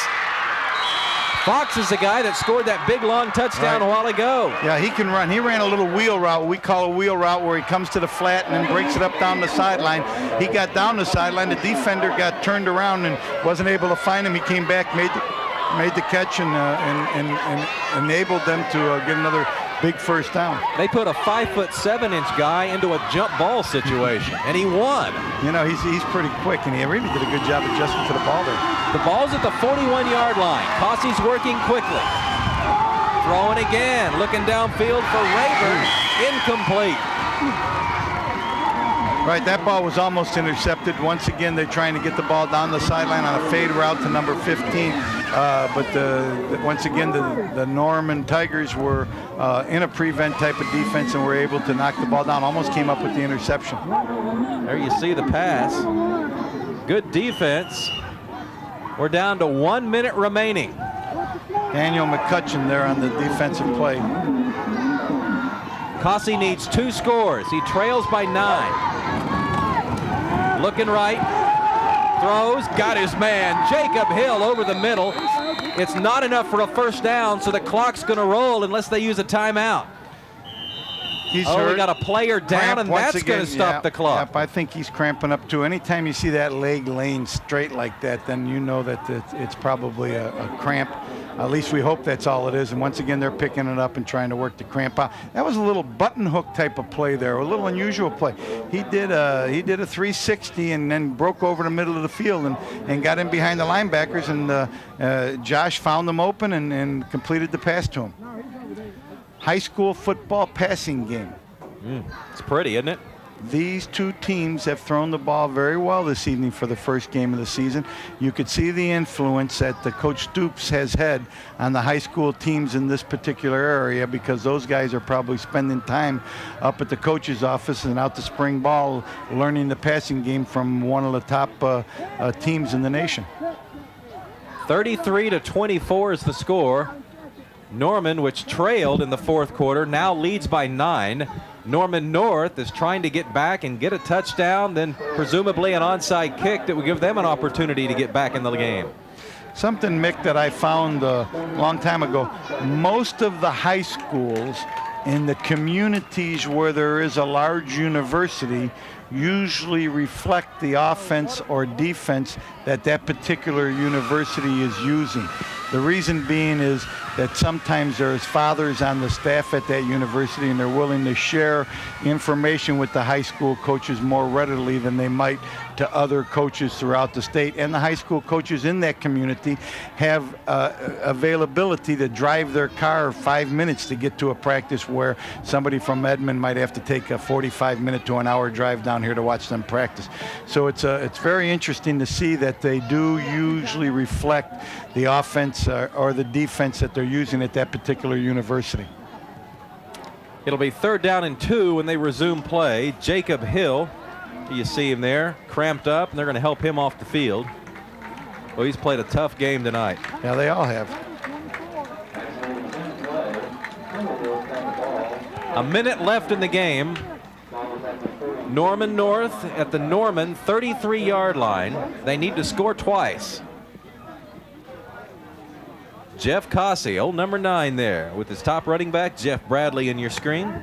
I like Cossey. I think Cossey is going to light up some teams this year, and if they're not prepared for him, I think he'll be able to generate some offense and win some football games for the Timberwolves this year. 20 of 32 for 266 yards. He may get 300 before this night's over. Cossey's in trouble. Fumble! And it's caught in midair. Penalty marker coming out. We'll check out the flag, but that one would seal it if that one counts. Yeah, Cossey was trying to step up in the pocket, and as he was doing so, one of the defenders was hanging onto his arm and ripped the ball loose from him, popped into someone else's arm, and consequently we're going to have we have a holding Norman on the white Tigers with team. the That penalty is going to be declined. First down, Orange. All right, so Grady Davis catches the fumble in midair. Norman's got the ball, and there's not much Norman North can do at this point. Davis is one of those players that cramped up earlier, Coach. He's maybe their best lineman. Right. And has come into the game and made a big play. Right, you mentioned right. Another player stripped him, but Davis was the one that caught the fumble in midair. You know, it's amazing how resilient some of these young guys are. They go on and off the field like a yo-yo. You know, their bodies are so strong and so young that they're able to recover quickly and get back out there and play just as hard as they were before. It'll be first down and 10. 33-24 the score. Zach Taylor at quarterback. He's gone the distance. He'll down the ball and keep the clock moving. At this point, the officials are just trying to keep things from getting out of hand, make sure nothing's said here in the final minute that players are going to regret. Right. It'll bring second down and 10. You always worry about that, Mick. Many times frustration takes place on a team that battled so hard throughout the game, and sometimes they let their mind wander, and it'll cause them a lot of grief later on.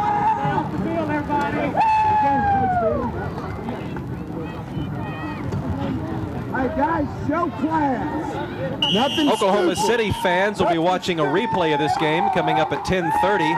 In Tulsa, you'll see the Tulsa-Washington Owasso game. This one's in the books. Opening night in Norman has gone to the Tigers. They escape with a 33-24 win over their arch rivals. We'll be right back.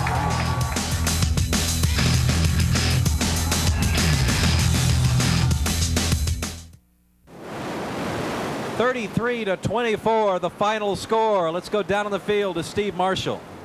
Thanks a lot. Down here with the victorious head coach, Butch Peters. And, Coach, fourth quarter starts off, you guys are trailing, and then apparently you guys saw something in their defense. You were able to pick them apart in the short game. Tell us what you saw. I think the thing we did is we just started executing better. You know, if you look back to the first half, we dropped 4 or 5 passes that were crucial, and we had chances in the first half to go a 21-7 or 28-7 ball game. We didn't do it. We let them get back in the game. I thought the third quarter they came out north, and give them credit, they had good momentum and did some good things, and we finally put the drive together that we had to make to get back ahead, and then we made the big play down there on defense. So it came down to really that drive and defensive stand, and that's your ball game. So it was a great high school football game. Fantastic. Congratulations on the opening victory. Head coach Butch Peters, the Norman Tigers. Now let's go back upstairs.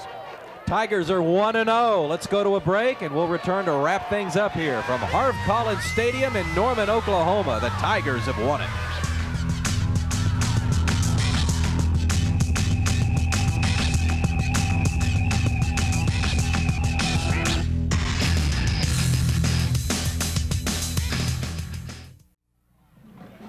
Final score, Norman 33, Norman North 24. We got lots of good high school football action for you right here on Cox Communications. Let's take a look at some of the games. Coming up next Thursday night, the Tulsa area. Don King, J.V. Haney, Jack Buns bringing you Tulsa Union versus Broken Arrow. That game shown statewide. And then Friday night, Bob Cortese and I will be at UCO to watch Edmond Memorial play Edmond North. And that's another big rivalry just like we had tonight. Again, the Tulsa area games on Thursday. The Oklahoma City area games are on Friday. Well, Coach, Norman North had 5 turnovers, and that did them in. JoJo White, the star player for Norman. Final comments? Good high school football game. Turnovers, as Coach Potter was worried about, cost him the ball game this evening. But all in all, I think that they have light at the end of the tunnel, and I know they're going to win some football games this year. All right, Coach. Thanks a lot. Thanks also to Steve Marshall down on the field, Curtis Fitzpatrick back at the studio, and a special thanks to our Cox Communications crew who gave us such great pictures tonight. The Tigers have won it, 33-24. Good night from Norman.